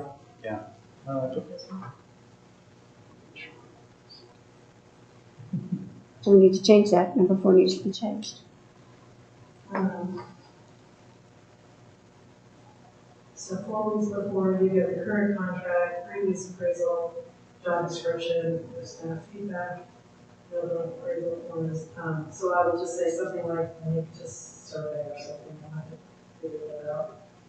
And then board members each completed by a predetermined date. And then, okay. And then at that point, I can provide that information to you because I can't change it. I don't think you should see it until your evaluation. Okay? Well, SurveyMonkey should not have any names associated with it, it's just gonna be. Well, it does if the account is in the town's name, whoever has admin on that is going to be able to see the data, but you can anonymize it as an output through a report. But if the town owns SurveyMonkey, then anyone with the login information can see. Free survey, separate survey. Right, I was going to say, just set up a second one Right. that is, Queenie's or the mayor, and then that's a separate account so that the town can't log in and see who said what. Because right now, nobody knows, and then they're shredded after we meet. Yeah, and then only the mayor has access to that particular account that matches names with feedback. And I, like I said, when you guys do it by hand, I don't always know who does it, because if you don't put your name on it, I don't know. Sure. So, SurveyMonkey, you may have to put your name on it, I don't know. No, it'll have okay. Okay. its data. It'll I think doing it by survey, that really lessens for you. And Yeah. I like this idea of it's a separate account, so nobody knows. And they Queenie, have if to you double check on it. want, if you want help with that part, the tech part, I can help. With just setting it up so you. I think Heather, Or Jamie, probably either one. and, yeah, I would. Yeah. And then it would just come to me and I'd just get it done. Perfect. Bring it to you guys. So do we need to- Should we send it to 2 people or just 1? And 2 is that? I would say 2, I would say Cindy and Queenie should get it, because that way one of them's not here for some reason. Sure. Right. Keeps them honest. So will I say mayor pro tem? Yes. Yes. Is there value in having the surveys anonymous or not anonymous? It doesn't matter. Would it be helpful to Heather to know who said what? Please, board members know things do that. Yeah, if there's areas necessary for improvement, it would be helpful if I, if I need clarification. Right. But that's again to you guys. I mean, I don't have a problem with mine being public. I mean, because it is what it is. Yeah. It's up to Heather whether it's public or not. No, what, if I said it or not to her, Okay, as far as that, not Okay. out to the open, but, I mean, if I make a comment to her that I think she could do better on something, Yeah. I mean, I would want to have a discussion with her about it anyway, so maybe she can change. And that's what I where we think. have the opportunity in the executive session. Right. But she doesn't know where it comes from, if it's anonymous. If it's anonymous, I don't know who said what. Right. And if you choose anonymous, I will not ask in executive session for you all. Sure. Who said I got that? this problem. Right. Well, no, I don't understand this, but I can't ask for, I won't be able to ask for clarification. Right. Because you have chosen to remain anonymous. Right. So I don't know how to. And you don't want to force it, Yeah, right? I'm not going to put you on the spot, let's be honest, that's what Who this said that? discussion is for. But Whatever procedure you choose, I will follow and deal with whatever well, the, limitations or whatever are. the whole purpose of the survey is to get better. Correct. If we need to get better in something. Yes. That's the whole purpose of it. I feel like for professional feedback, whatever we should, and it shouldn't be anonymous. We should put our names behind what we want to say. I feel like that's fair to somebody. I think anonymity creates a cloak of kind of secrecy that this board we're not going down that track. So I think the more direct we can be and put our names behind things, the better. I feel like it's more helpful. I know when I've done feedback with staff or I've gotten feedback, you should feel comfortable putting your name on it. So I feel like anonymity is not a thing that is helpful to you. I'm with you. I mean, Yeah. if you're in a business and you call an employee in to evaluate them, they definitely know who you are. Yeah, you're not gonna, I don't think there's ever any question here whether Cloak it's and the dagger. department heads or who's doing the evaluation. So I didn't see anything in here, and we have previously solicited townspeople's comments. So our code requires the first 6 months of service that we publish in the newspaper. Oh, okay. And that the first 6 months that there's an interim evaluation performed on new town administrators. That is required by our code. If you would like to solicit public feedback, you have that option at any time. I knew we did, and I do remember it was the 6 month, but I just wanted to bring that. You want to do it again? I just want to bring it up. It's up to you guys. The code requires it in 6 months, that's where you can do that. Gotcha. And it's in here as well. Interim performance plan review will be conducted in 6 months. Interim, yeah. So,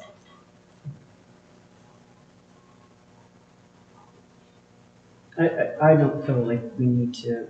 Well, that would be just an interim, so, down on number. So if I remember, all this information came to you, and then we all talked about it, and then we invited Heather, then we did the executive session with her. I felt like there was the two things, but maybe my memory. I'm trying to remember when we did the goals for next year. Yeah. We did them after the executive session. After. During the executive session, we gave her the goals. Yeah, during the executive session. But did we meet before as a board and talk about this? But no. Okay, that's the part I couldn't remember. you have that option, James. I Even don't though know it's how not it's in necessary. here, you do have that option. I don't really know of any benefits. I don't think so. I don't think there'd be any benefit to it. I don't think the benefit to that would be, and we don't have that problem, I don't think, but if there was a major issue, we might want to have an executive session and excuse her and not have her there. If there was something that we needed to talk about, and one time we did do that with another one, but not with this one. Okay. But, so, that has been done. We had an Okay. executive session to discuss something, and then we had an executive session with that person and did a Seems like a unique circumstance. So I guess if the surveys start coming in and Cindy and I see it, then we might say, okay, we need an executive session or something. But, Yeah, you all will have to tell me when to put this on. Right. And then the employment contract, revisions or extensions, and salary changes in salary have to be done in a public meeting. Yes. Yeah. Okay. So we don't do those in executive session. Now, can because you do have to send the current contract and can that be given to Survey Monkey so that We can get that with their survey? Or not? Add documents to survey monkey. I don't know if I can or not. I don't think I can for free account. Not with So, Generally, what I do is, I just check email lists, I think, or Yeah. provided them to you at a meeting with a seal. Sure. Right, yeah. Everything's been provided in sealed envelope before, but I guess those things would have to be given to us before we went on SurveyMonkey so that we can go over those things, especially with 2 new members, so they know the contract and job duties and things. Yeah, that comes 4 weeks before. 2 months before, I give you all a list of projects and things that I've accomplished. And then 4 weeks before, I give you the employment contract, the last year's evaluation, the goals that you set for me last year, the job description, copy of the previous compiled evaluation, not your individual ones. Those all get photocopied and put in an envelope, a sealed envelope for each of you. Linda usually does that because she has the key to my personnel file. Because I don't have access to my own personnel file. And then she gives that to you guys 4 weeks before my evaluation, so it would be sometime in September. And if we need more time on this, we have some of the trustees. You don't have to, September's not a firm deadline. That's when my evaluation is, but if you need more time. I think we rolled it into November last year because of budget. We get rolled into November last year because of budget. Trying to get the budget done. Budget was way more important. Than you. I don't know about And the that. budget's all about you, yeah. We needed her to do the budget, so we didn't want to make her mad. Yeah, I was gonna say, what's the time? Good point. No, I couldn't get to that this week, sorry. So, do we need to make a recommendation? We should have we don't need necessarily a roll call vote, but there should be a motion and a second Yeah. consensus. I'll make a motion to adopt the town administrator annual evaluation process with the exception of striking number 2. And changing number 4. Changing number 4. To mayor and mayor pro tem. Electronic, yeah. And then number 3. And number 3. I second. Okay, we have a motion by trustee Richard Tucker and a second by trustee Nick Manning to accept the town administrator evaluation with striking number 2, changing number 3, adding the survey monkey, and number 4, adding the mayor pro tem. All in favor say aye. Aye. All opposed, same sound. Okay, motion carries. Great. Revise it and send it out to you all. Okay. Next on the agenda is the Mesa Verde Ventures LLC marijuana business app renewal.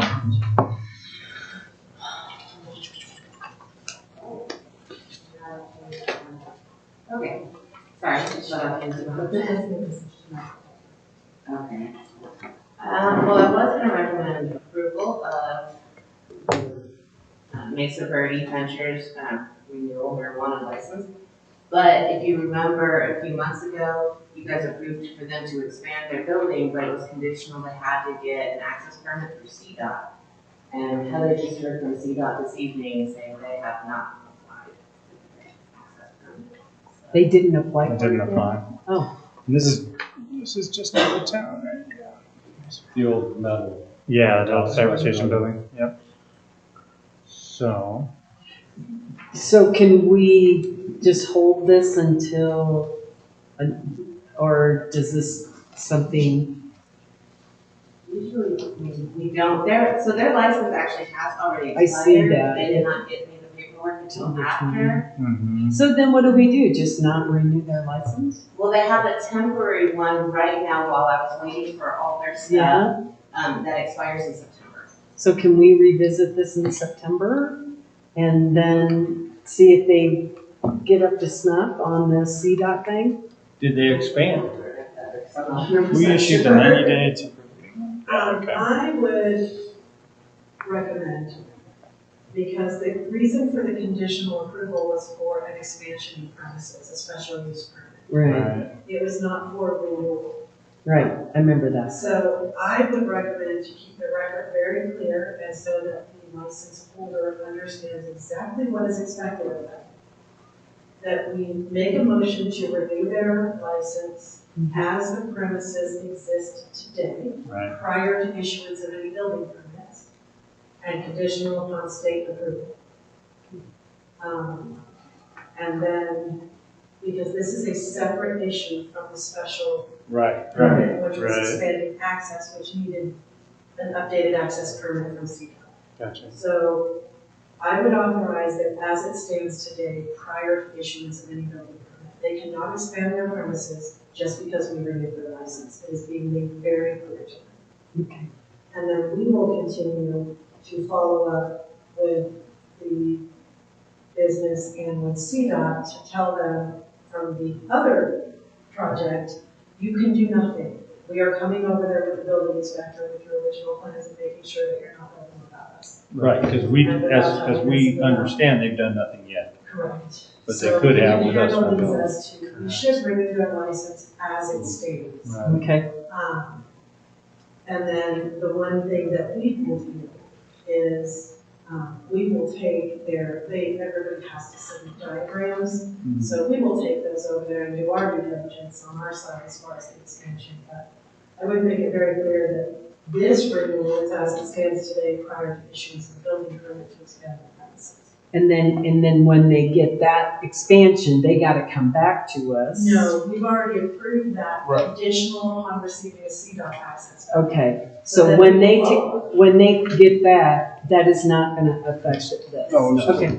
But this still has to be, even if we approve it, it still has to be sent to the state to be approved, right? Right. Yes. Right. And I believe there was something Justin had on that too. No, this is the only business that we've been having an issue with their alarm system. And I find it troubling that they didn't submit their renewal on time. They refuse to show up for when their alarm system goes out or goes off. And staff is there, but, so we try and call the key holder and they don't show up.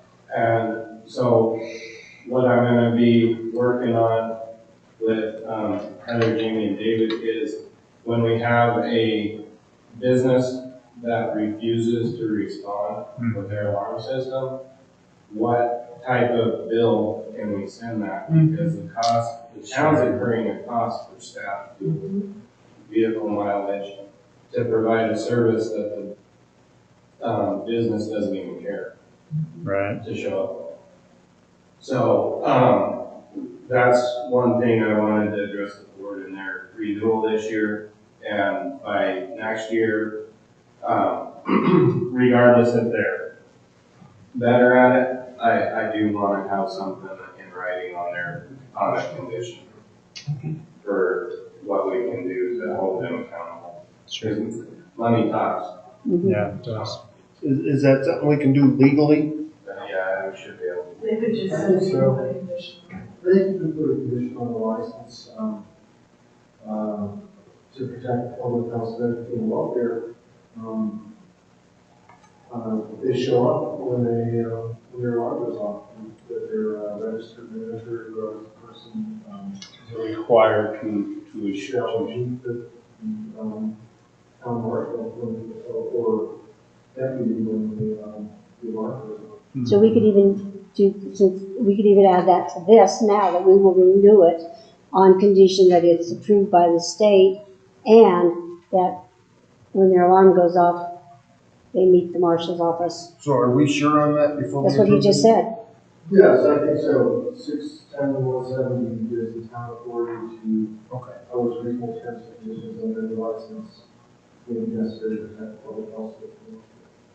I mean, we don't have to put a fee schedule in it, because I need to go into the fee schedule discussion. Right. But we could do the condition that they have to show up. Yeah. Okay. Well, then what happens is if they violate that, if 2 months or 3 months from now, Justin says, okay, I'm still having this problem, there's a mechanism in our code, I believe, to call them before public hearing. Call them to, well, I believe sometimes there's a discipline, so we have to write it out, but there is a way to discipline, and which could ultimately lead to revocation of the license. Okay. So there's, we can impose the condition, you approve the renewal conditional upon receiving the renewal license from the state, and to protect the public health, safety, and welfare, that they must respond to alarms of their business with the marshal's office. Okay. How do we do a so moved? And then authorize the town clerk. No, I'm just send that saying, the state. trying to put this into a motion. Second. Yeah, you've got the verbiage better than we do. I mean, no, yeah. I just want to ask one question. Is it wise to combine those two things into this, or is this related?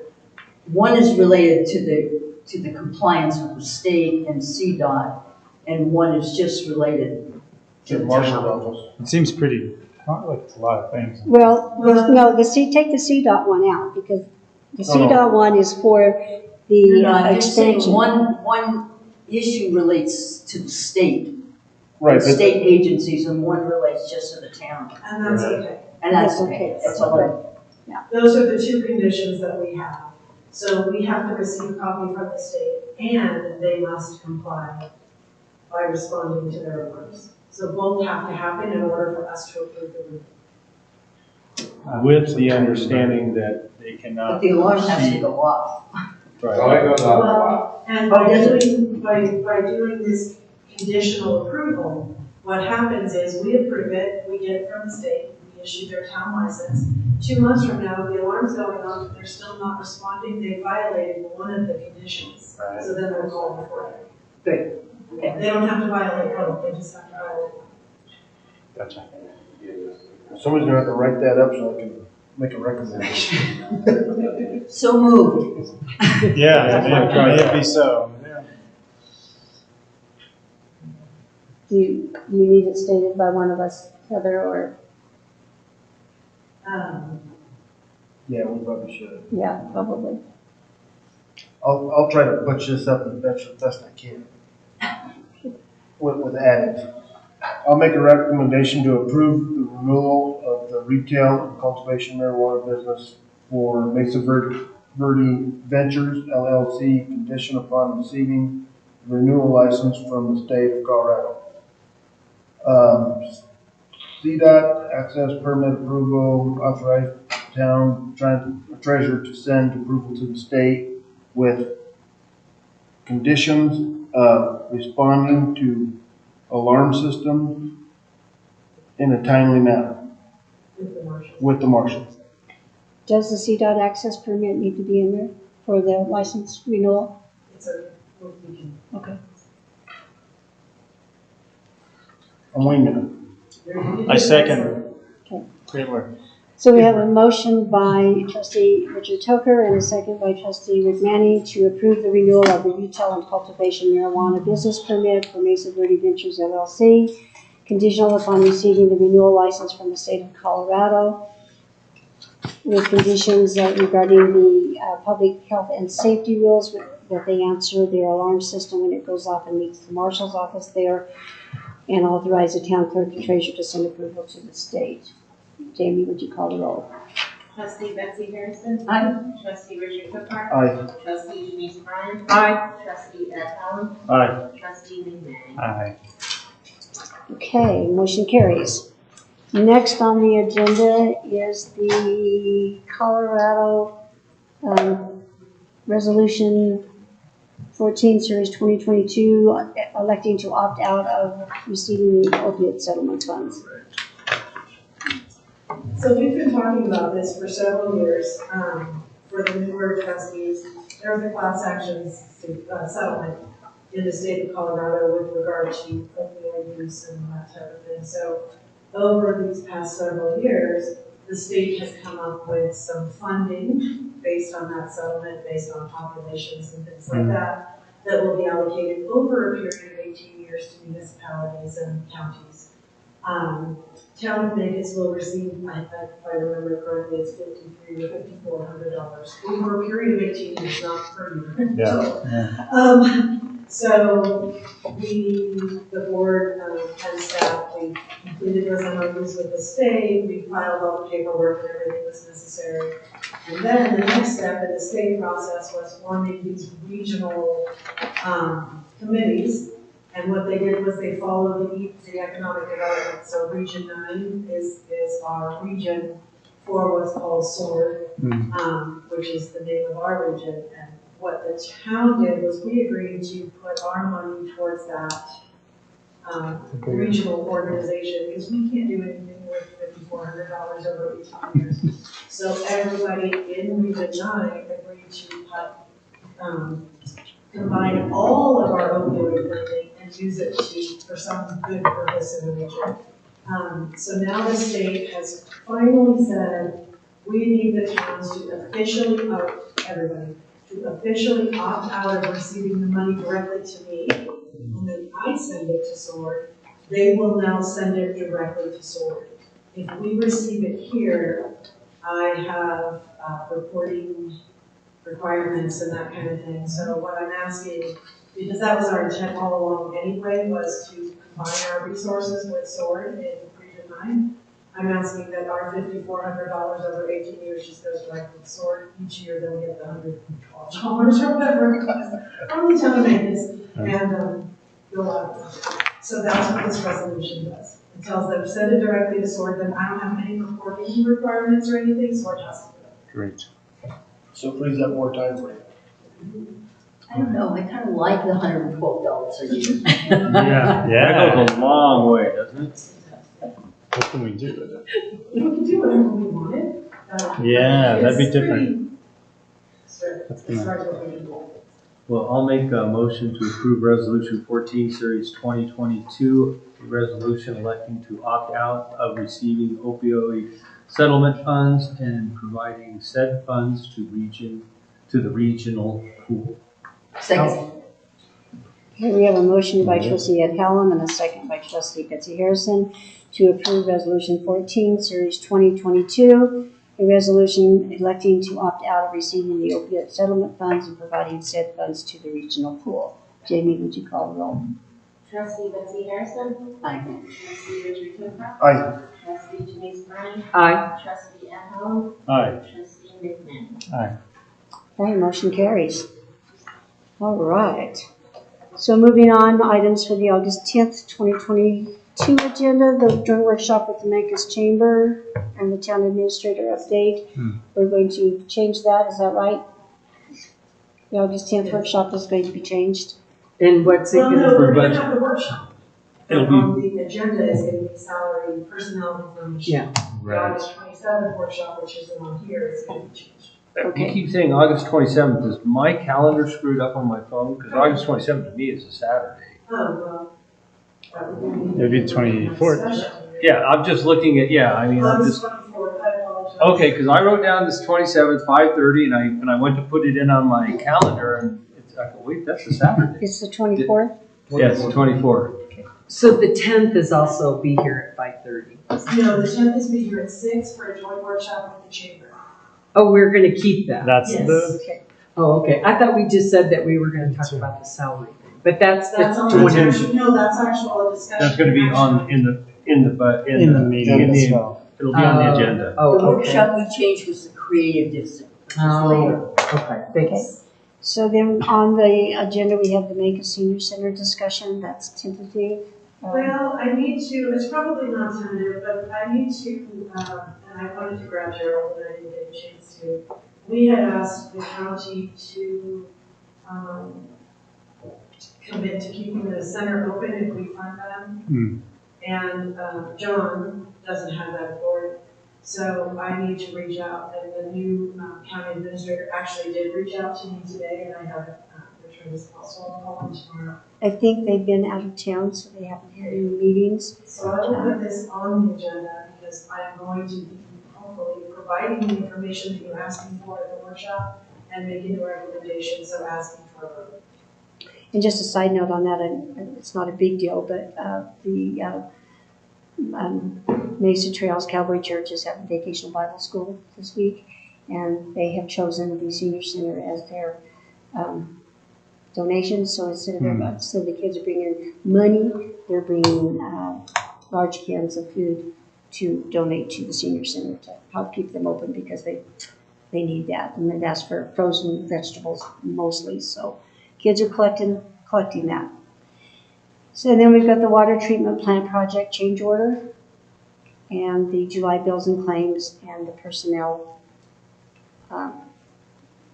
And potentially higher purpose, harvest discussion, information. Right. And the marshal's office building remediation and demolition.